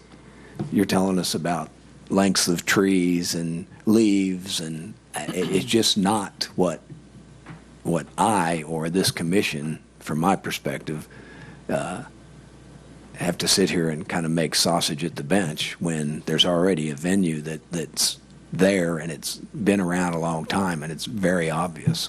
So I know that Commissioner Howell is probably a little more smarter about all the terms and restrictions, and you've done a nice job of asking a lot of questions that are more technical in nature, but this becomes difficult.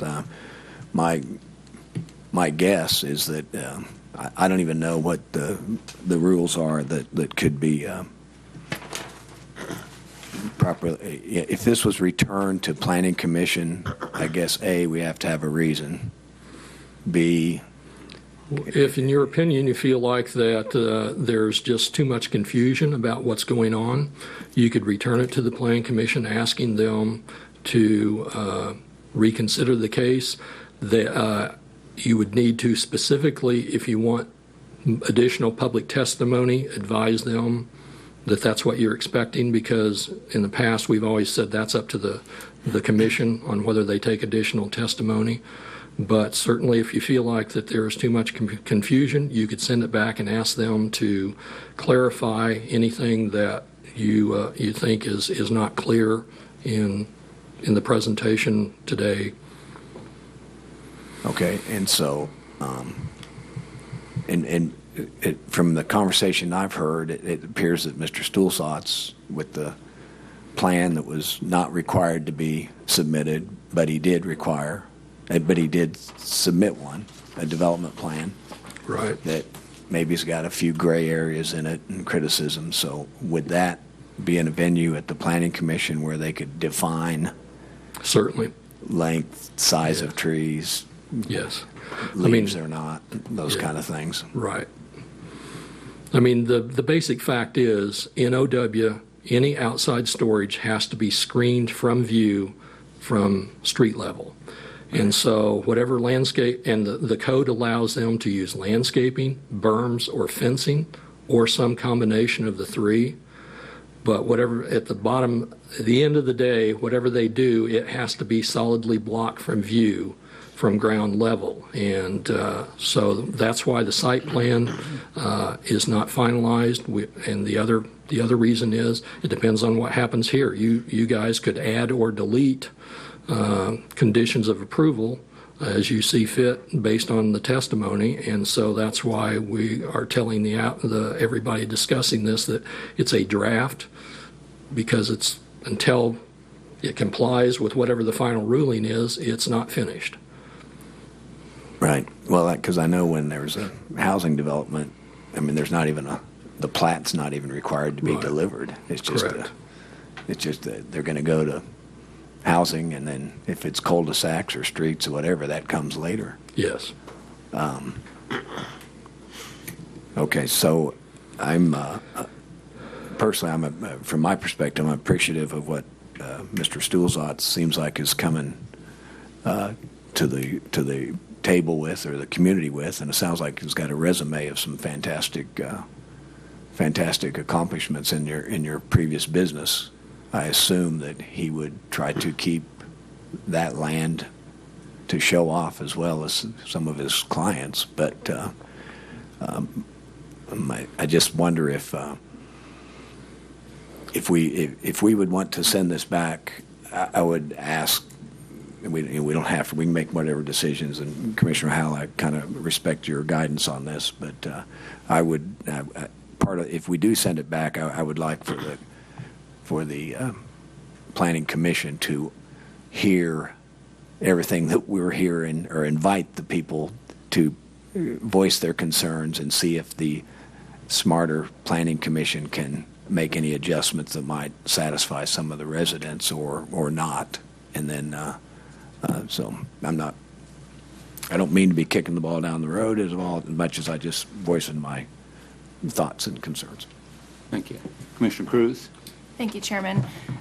That's kind of where I'm at. I need a little bit more information. I mean, I think that I've heard from, both sides now, and I completely hate being in this situation, but that's where I find myself. And when we're talking about City of Wichita, talking about parks and the potential use of the land, and what kind of zoning changes that are similar like this that have happened in the past that maybe I could learn from. I just don't know enough information, I think, about what's happening here. I know that you briefed me for about 30 minutes, but I've had 30 minutes, and then I just need more time.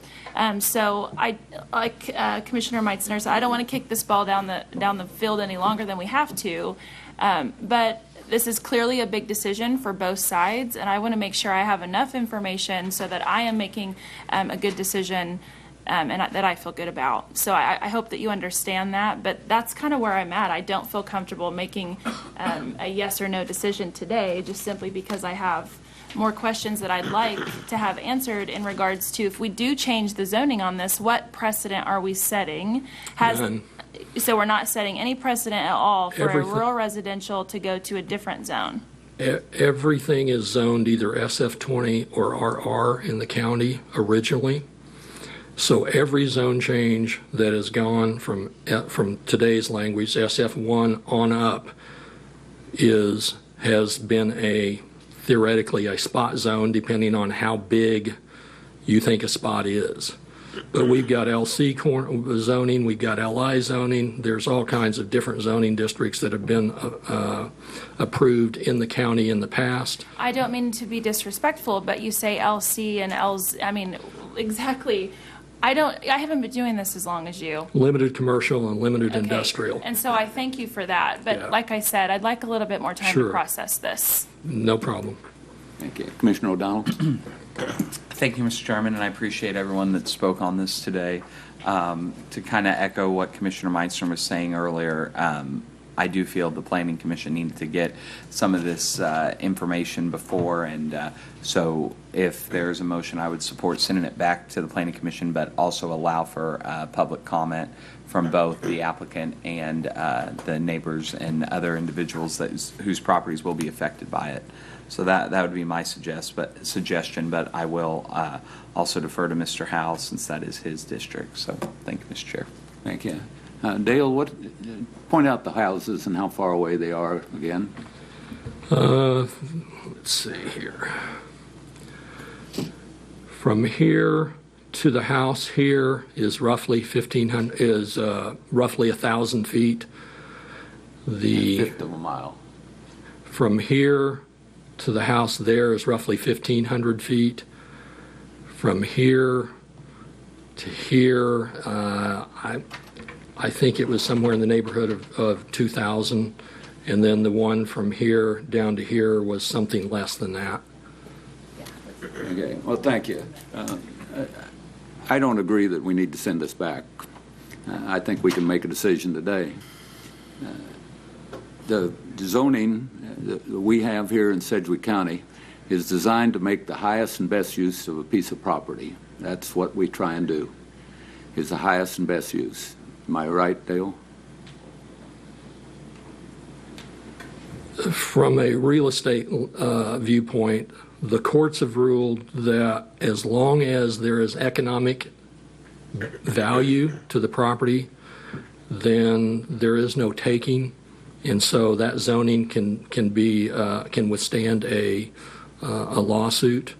But most people think of it as highest and best use when they're discussing the activities. Is that correct, Justin or Mike?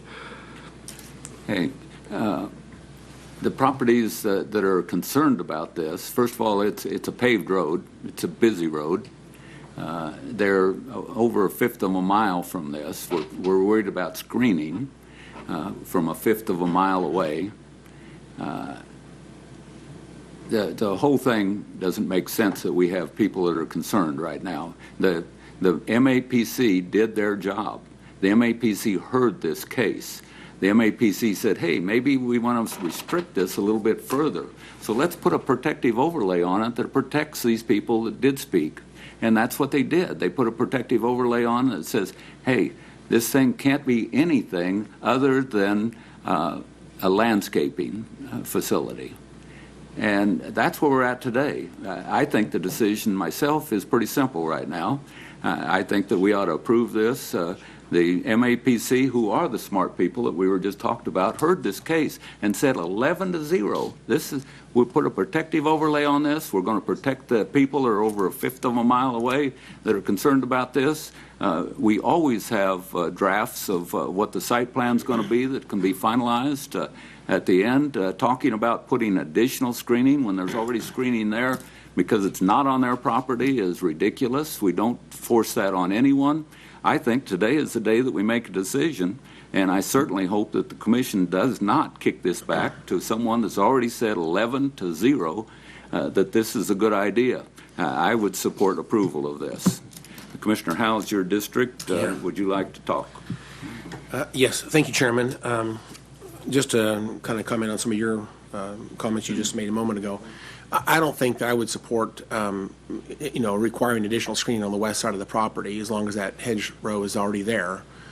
But I wanted to clarify that the applicant would have responsibility to ensure that screening remain in place even if the hedgerow wasn't there, because it appears to that hedgerow I think is on the neighbor's property.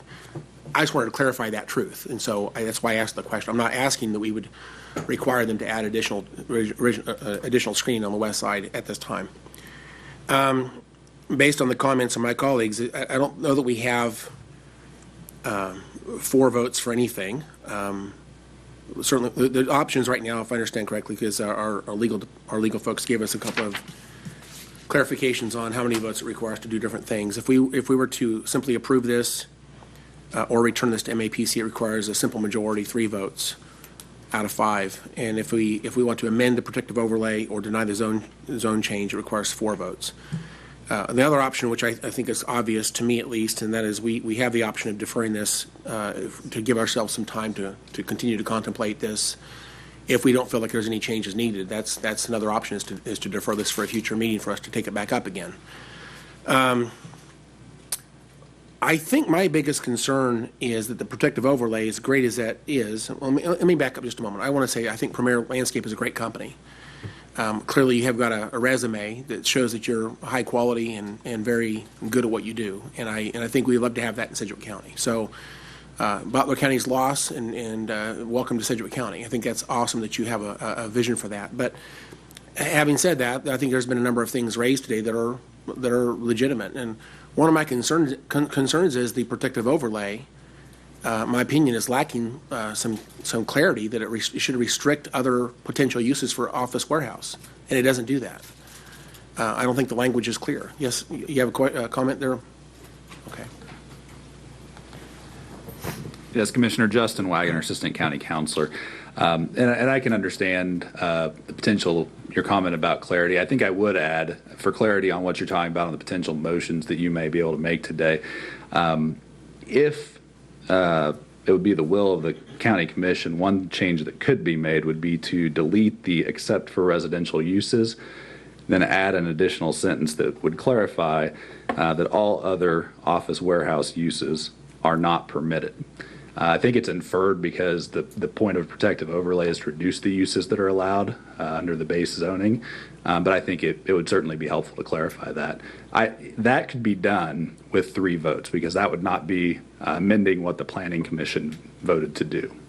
And so if the board would choose to do that, I think that would only require 3 votes. I just wanted to clarify that because I realized that the options you were giving didn't get that specific. Well, that's helpful. We may ask you for some help if we go that direction, but to get that language exactly clear. So maybe you might want to consider potentially drafting up an exact motion that would say what you just said, so we could use that if we need to.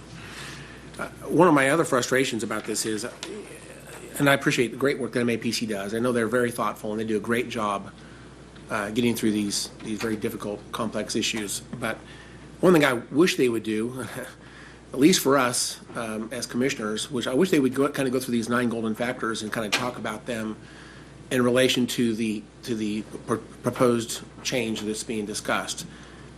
Because I don't have that help. It's not in the minutes. So I read the comments of the people that addressed MAPC, much like we saw today. One of the things I'm hearing by talking to everybody is it seems like this is a little bit rushed. Some people, although they may have been notified legally, some of the folks who may have wanted to weigh in did not know about this when MAPC had its hearing. And they're apparently through Mr. Munley, they're presenting that through him today, the additional opposition. So I guess my thought would be that I wish that MAPC would speak to the golden factors. I will tell you, my opinion is this is a half mile from the edge of the county in terms of the character of the neighborhood. I don't personally think this is a major concern of mine that this is an appropriate use of that land, although I do think it's relevant to the park that's to the east and to the south. I am a little concerned about that. I don't know that Wichita actually thought that as an aspect to consider. I don't know because it's not in the minutes. I don't know I'm not sure they even knew that. So I guess I would like to know whether or not the Planning Commission was aware that there's city property that's intended for a city park just to the south and east of this subject property. I don't know because it's not in the minutes. But to the extent that this continues to be agricultural, I think that the suitability of this property for the use that has been proposed today is fine, in my opinion. I think the detriment to property values is generally overstated. I don't know that that's as big of a deal as people think it is. I've studied this for a while. I think people tend to name that as a major concern, although it wasn't named that way today specifically. I know as I talked to people on this, there was some concerns about property values. I think that's overstated usually, and I don't know that there's any evidence to back that up. Considering where this is, it's a fairly small property.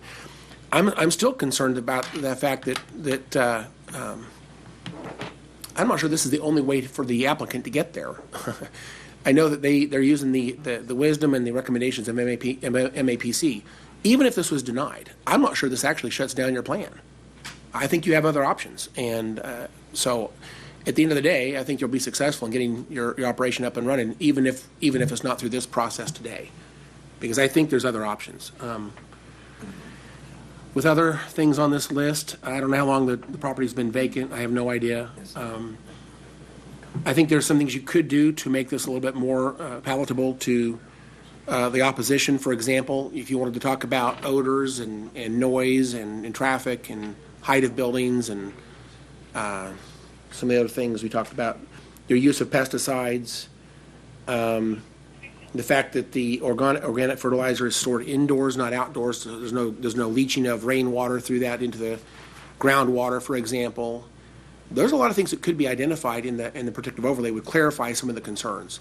But as it's currently written, it really doesn't address any of those things, and so I have to make the assumption that all those things could be anything you really want them to be, total freedom, because they're not really addressed anywhere in this plan. So I guess I would say, my opinion is sending this back to MAPC with some of my comments just now. I'd like to have them do a little bit more work on this protective overlay, and I would prefer to send this back, give them a chance to clean things up a little bit and bring it back to us with, I guess, better language in the protective overlay. And then while that's happening, maybe even reconsider whether or not this is really the best plan for the applicant on how to get to where they want to be. I'm not so sure this is the only option you have. But in my opinion, sending this back would be the best option, and I'll be glad to make that motion if that's where we're at. I'm going to stop talking and see where my colleagues are. Well, thank you. I don't see any other comments, so you're welcome to make that motion. I think Justin probably has an amendment that he'd like to add if you wanted to change the overlay wording. Thank you, Chairman. I guess first, before I would get to that, I did want to point out, and certainly there are numerous options you can make as a board on various motions, but one thing I did want to point out is customarily planning department staff prepares a golden factors analysis, and they did on this item, and it's in your backup materials, as part of their staff report for the MAPC agenda.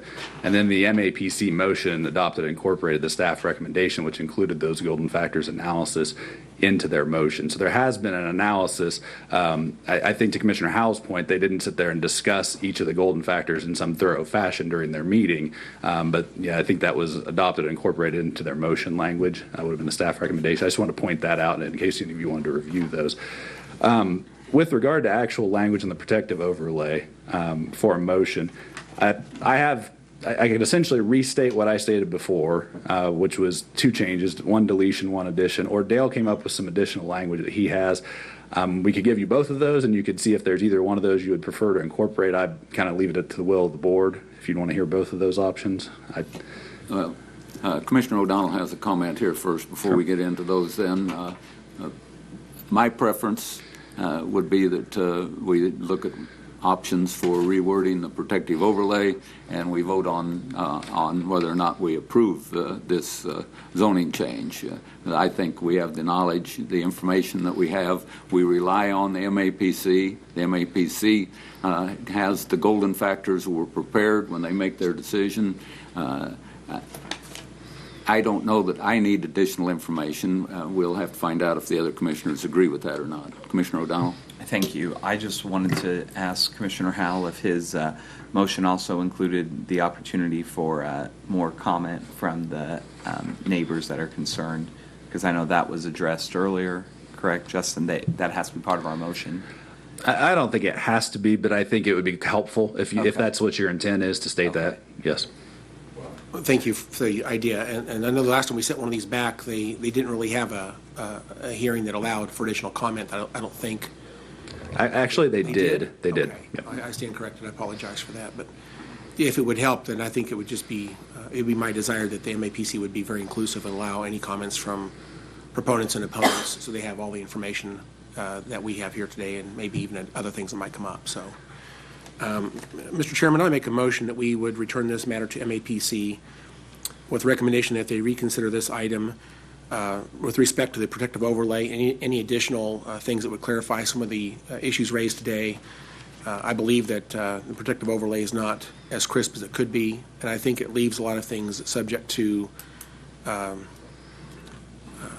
we don't know exactly what is being allowed and what's being restricted. So I make a motion we send this back to MAPC, and my comments will be in the minutes. Thank you, Chairman. Thank you. Second. We have a motion and a second. I will not support this motion because I think we have the information we need. I think we could clear up the protective overlay.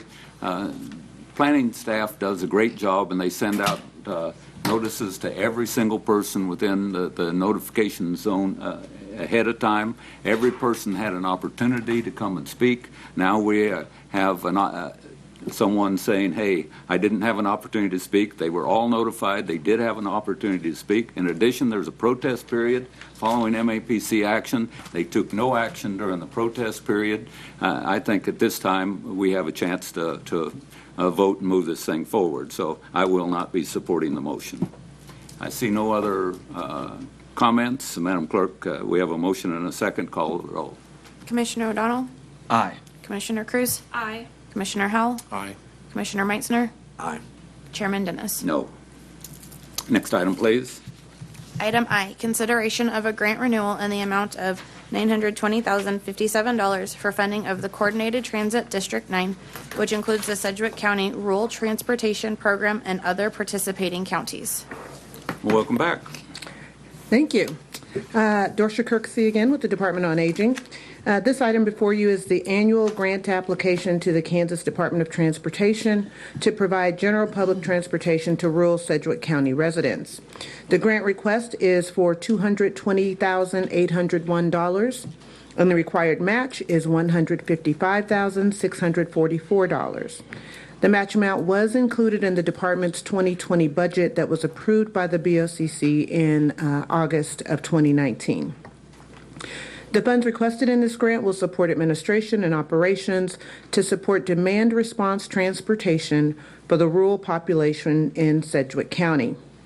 The total program does include the attached in your documents, the Sedgwick County application, as well as applications submitted independently by other CTD9 agencies whose awards will be administered through Sedgwick County, as we are the state-designated CTD9 administrator. So those funds would basically just be a pass-through for us to them. I recommend you approve the submission of the grant application and authorize the following actions. Acceptance of the grant, if awarded. Authorization of the chairman to sign all necessary documents, and establishment of budget authority until the conclusion of the grant term, and allowing for the remaining balance at the end of each calendar year to be established in the next fiscal year. I'm happy to answer any questions you may have. Well, thank you, Dorsha. We appreciate the fact you came and briefed us in detail on these two grants that we're going to talk about today. I don't see any other questions whatsoever. I move that we approve, take the appropriate action. Second. We have a motion and a second. Any discussion? Seeing none, Madam Clerk, call the roll. Commissioner O'Donnell? Aye. Commissioner Cruz? Aye. Commissioner Howell? Aye. Commissioner Meitzner? Aye. Chairman Dennis? Aye. Thank you. Thank you. Next item, please. Item J, consideration of a grant award in the amount of $1,210,806 for the Central Plains Area Agency on Aging Senior Care Act program for the fiscal year 2020 through 2022. Welcome back. Thanks again. This item is the annual grant award for the state-funded Senior Care Act program. This grant award funds in-home services to adults age 60 and older who meet the functional eligibility requirements. The service is provided in the Tri-County area of Butler, Harvey, and Sedgwick counties. And these services provided include assessment, case management, homemaker services, attendant care services, and personal emergency response management. Program participants do contribute to the cost of care based on a sliding fee scale.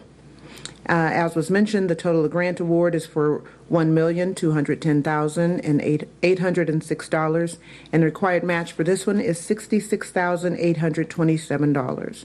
The match is included in our 2020 budget that was approved by the board in 2019.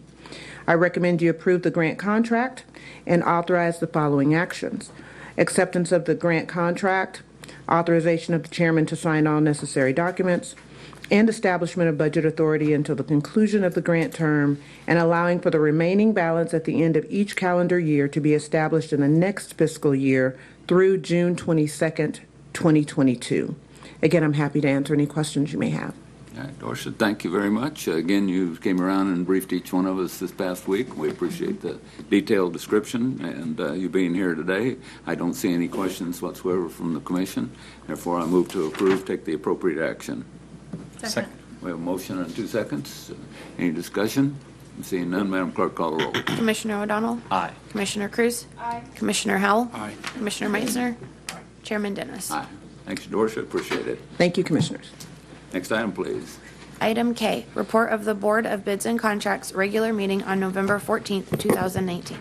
Good morning. Good morning, Mr. Chairman and Commissioners. Joe Thomas, Purchasing Director. The meeting of the Board of Bids and Contracts on November 14th results in 2 items. Our first one is the liquid chromatograph mass spectrometer for Regional Forensic Science Center. This recommendation is to accept the low quote from Gentech Scientific Incorporated, and that's in the amount of $98,175. Item number 2 is the R348 utility relocation for Public Works, and this recommendation is to accept the quote from Sedgwick County Electric Cooperative Association Incorporated, and this is in the amount of $75,000. I'll be happy to try to answer any questions you may have, and I recommend approval of both items. Thank you, Joe. All the commissioners have had an opportunity to read the minutes from the Board of Bids and Contracts. I don't see any questions whatsoever. Move to approve and take the appropriate action from the Board of Bids and Contracts. Do I have a second? Second. I have a second. Any discussion? Seeing none, Madam Clerk, call roll. Commissioner O'Donnell? Aye. Commissioner Cruz? Aye. Commissioner Howell? Commissioner Meitzner? Aye. Chairman Dennis? Thank you. Joe, appreciate it. Madam Clerk, next item. Consent agenda. Good morning, Chairman and Commission. Tom Stolz with the Manager's Office, recommending approval of consent items L through AA with the exception of S, which we'd like to discuss. Thank you. Move to approve Lima through Alpha Alpha with the exception of Sierra. Second. We have a motion and a second. Any discussion? Seeing none, Madam Clerk, call the roll. Commissioner O'Donnell? Aye. Commissioner Cruz? Aye. Commissioner Howell? Aye. Commissioner Meitzner? Aye. Chairman Dennis? Madam Clerk, call the item Sierra. Item S, transfer of budget authority to the 18th Judicial District Court for Indigent Defense Services. Thank you. Good morning, Lindsay. Good morning, Chairman. Good morning, Commissioners. Lindsay Poverso, your CFO. Thank you for allowing us to pull this item off of consent. As you know, county budget policy requires that any time there is a transfer of budget authority in excess of $250,000, that come to the Commission for approval. And so we are here today requesting a transfer of $340,000 from the public safety contingency to go to the 18th Judicial District Court, which is, both of those programs are housed within the county's general fund. We had hoped to have the district court folks here to tell you the details. Unfortunately, they're not available this week, but there will be more details that come to you in December. I'll talk to you today a little bit about kind of the financial basics that support this request. So a little background, the U.S. Constitution and Kansas statutes outline that the state is required to furnish counsel to all indigent defendants charged in Kansas courts with felonies, and the local district court furnishes counsel to certain defendants charged with misdemeanors, certain habeas corpus petitioners, prisoners in probation revocation proceedings, and juvenile offenders, both misdemeanor and felony. At least for those juvenile offenses and proceedings which may lead to commitment in an institution. And so by statute, the responsibilities for those expenses specifically falls to the Board of County Commissioners to fund those operating expenses. So the 2019 budget that was adopted for the 18th Judicial District Court did include an increase of $200,000 for attorney fees, but due to volume increases, that's simply not enough. And just to give you some specifics on that, in 2015, the county spent roughly $1.6 million on attorney fees. By 2018, that number was up to $2.23 million, which is a $600,000 increase or 39%. For 2019, those costs alone are projected at $2.34 million. So many factors do influence that increase. The biggest one, of course, we just talked about is volume of cases, particularly those that are child in need of care cases or SINC cases. And that is consistent with what you all have heard during your budget reviews, specifically with the district attorney. So you'll hear more details on that in December. I just wanted to give you some high-level information. So in addition to those attorney fees, the district court contractual budget does also pay for jury fees, already in excess of $250,000 for this year, pro tem judges, interpreter services, mental health exams, record storage for all of those district court records that they're required to keep, software maintenance, transcription costs, training for judges and all of their staff, legal publications, and office operating costs. So certainly they are paying for quite a bit, and this $340,000 was anticipated as an increase in that forecast that you saw several weeks ago. The budget authority is available in the public safety contingency. That sits at just above $1.1 million right now. So with that, we recommend your authorization for the transfer today to allow us to keep up with payments, and again, additional details will come to you in December. Very good. Well, I appreciate it. This was on the consent agenda, but when we're spending $330,000 worth of taxpayers' money, by transparency, we owe it to our citizens to make sure that we explain in detail why that we're approving an additional $330,000 that we didn't expect to have in our budget. So I appreciate that we were able to pull this off so that we could discuss it in more detail. I understand why the courts couldn't be here today to explain what is going on that caused this increase, but I appreciate the financial discussion that you had today.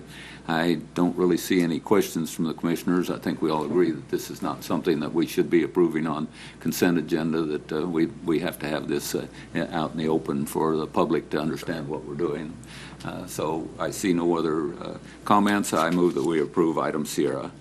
Second. We have a motion and a second. Any discussion? Seeing none, Madam Clerk, call the roll. Commissioner O'Donnell? Aye. Commissioner Cruz? Aye. Commissioner Howell? Aye. Commissioner Meitzner? Aye. Chairman Dennis? Aye. Thank you. I appreciate it, Lindsay. Next item, please. Legislative issues. Mr. Papoon, what do you have for us today? Thank you, Mr. Chairman. Not very much. As the Commission's aware, we've been working for the last few weeks developing the Sedgwick County platform. I did hear from our lobbyist, Jason Watkins, this week, and they have come out with the schedule for the 2020 Kansas legislative session. And just to give you a few of the highlights, the session will open January 13th of this year. It's Monday. Turnaround day will be February 27th, and the traditional 90-day session will end on May 13th. But now, if you want any of these details, there's obviously a number of other legislative details here as well. So that's all I'd have. Very good. Any questions for Mr. Papoon on legislative issues? Don't see any. What day are you planning on us adopting our legislative platform? Well, I'm discussing that with the county manager, and he may have some thoughts. One of our thoughts was December 4th, but I believe Commissioner Howell is not there that day, which would affect that possibly. They'd probably push it to December 11th, sir. Very good. I don't see any questions on legislative agenda. Madam Clerk, next item, please. Other. Other. Commissioners, anyone have anything to discuss during other today? Well, I guess I'm the only one. I gave a preview at the beginning. What I want to do is pass out to the commissioners a copy of the Splurge magazine that I talked about earlier. The neat thing about it is on the front page of Splurge magazine is one of the pictures from the calendar that Kansas Firefighters Alliance sell each year. On page 18 in here, if you want to leaf through until you find page 18, I recall.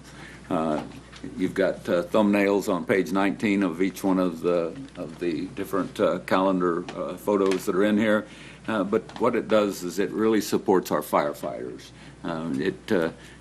As I said earlier, it provides cleaning wipes so that when they come out of a fire, that they can clean up a little bit. Sometimes they go from one fire to another and don't have an opportunity to even clean up, so this gives them an opportunity. It gives teddy bears that they can give to children. It supports the Kansas firefighters students, helping them get trained a little bit on what our firefighters do.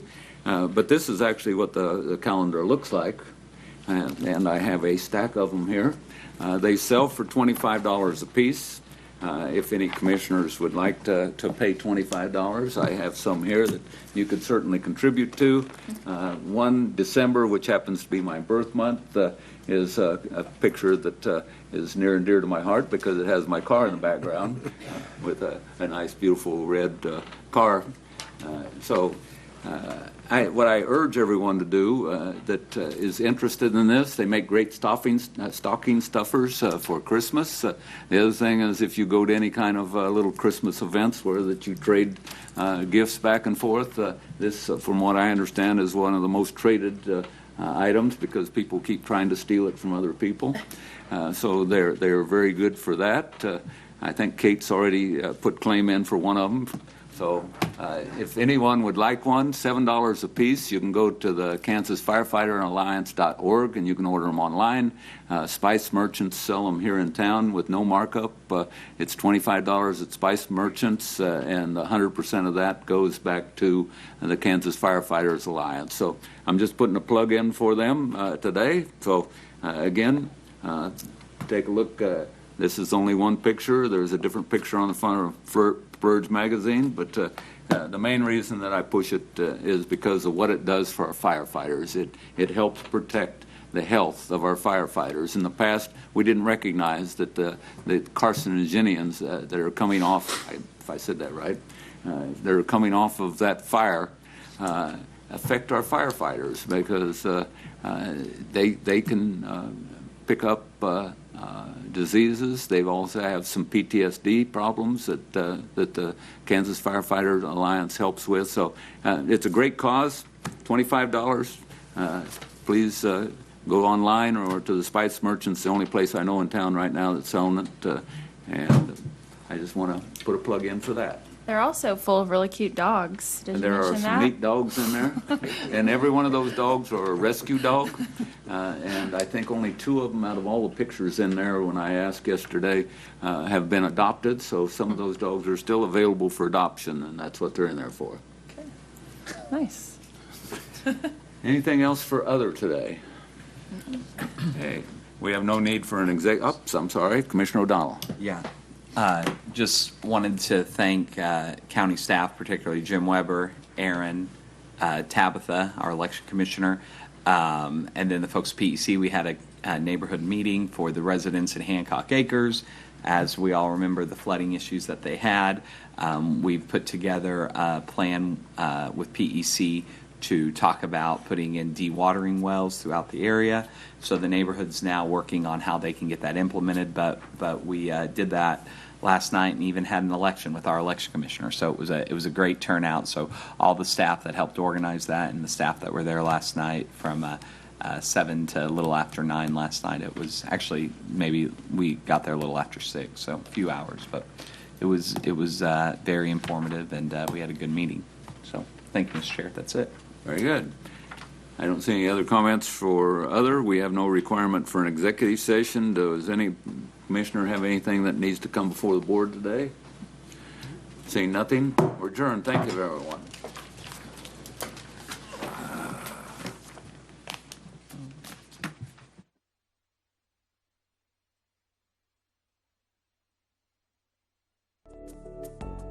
Production and broadcast costs for Sedgwick County Commission meetings have been underwritten by Sedgwick County. KPTS welcomes comments from the public on its broadcast of the County Commission meetings. Viewers are invited to write to County Commission Broadcast, KPTS, 320 West 21st Street North, Wichita, Kansas, 67203.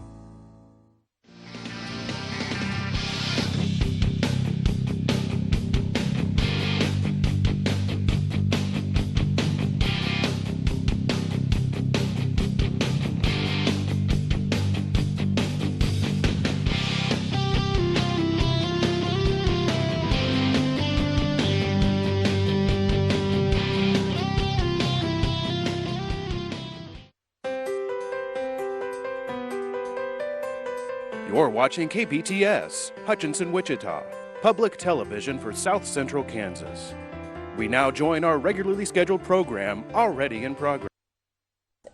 So let me quickly ask you, because it's interesting. Chris, hold on. Chris, you said and you maintained that this is a mortal threat to the presidency. You, though, Susan, in your earlier article said you felt the president had already won this round. It's going to be it's a public, situation. He's very good at the press. He's very good at, controlling a situation and sort of corralling it to his advantage. Do you believe he's done that this time? What I wrote specifically was that President Trump has defined winning at this point as keeping impeachment partisan. And, I think we've certainly very clearly seen that this is a very partisan situation right now in Washington, where you have no common narrative even about the facts, but simply a Republican lens and a Democratic lens. There was a unified Republican vote, not a single Republican voting to open the inquiry in a formal sense in the rules. And so, that's what I think President Trump has relied upon as a version of winning. Now, we don't know ultimately how history is going to look at this, what the final vote will be either in the House or the Senate, and what the political consequences in 2020. This is the first time that an American president is apparently going to be impeached while also seeking re-election. Both Nixon and Clinton had already been re-elected to second terms when their impeachment proceedings were taking place. Okay, so let me ask you about the other thing that's been now a motif literally for the last several days, and that is President Trump's real-time, what do you want to call them, attacks on some of the witnesses, notably at first Ambassador Marie Yovanovitch. To that end, there was a very pointed last sum up from Lieutenant Colonel Vindman in his opening statement today, and he's referring to his family who emigrated 40 years ago, and he's giving this very pointed message to his father in public. Listen to this, and we'll ask you about it. I also recognize that my simple act of appearing here today, just like the courage of my colleagues who have also truthfully testified before this committee, would not be tolerated in many places around the world. In Russia, my act of expressing concern to the chain of command in an official and private channel would have severe personal and professional repercussions, and offering public testimony involving the President would surely cost me my life. I'm grateful to for my father's brave act of hope 40 years ago, and for the privilege of being an American citizen and public servant, where I can live free of fear for mine and my family's safety. Dad, I'm sitting here today in the U.S. Capitol talking to our elected professionals is proof that you made the right decision 40 years ago to leave the Soviet Union and come here to the United States of America in search of a better life for our family. Do not worry. I will be fine for telling the truth.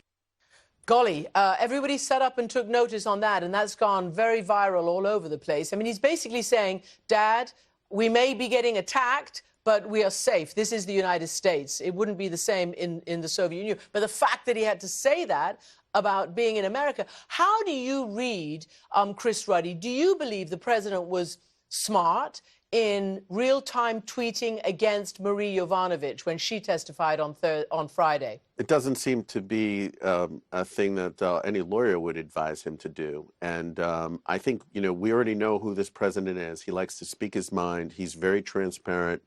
And he's just letting loose and letting off steam as to what he's saying. Obviously, there's legal implications for some of the things he's saying, but it's a strategy that he has had and he's employed.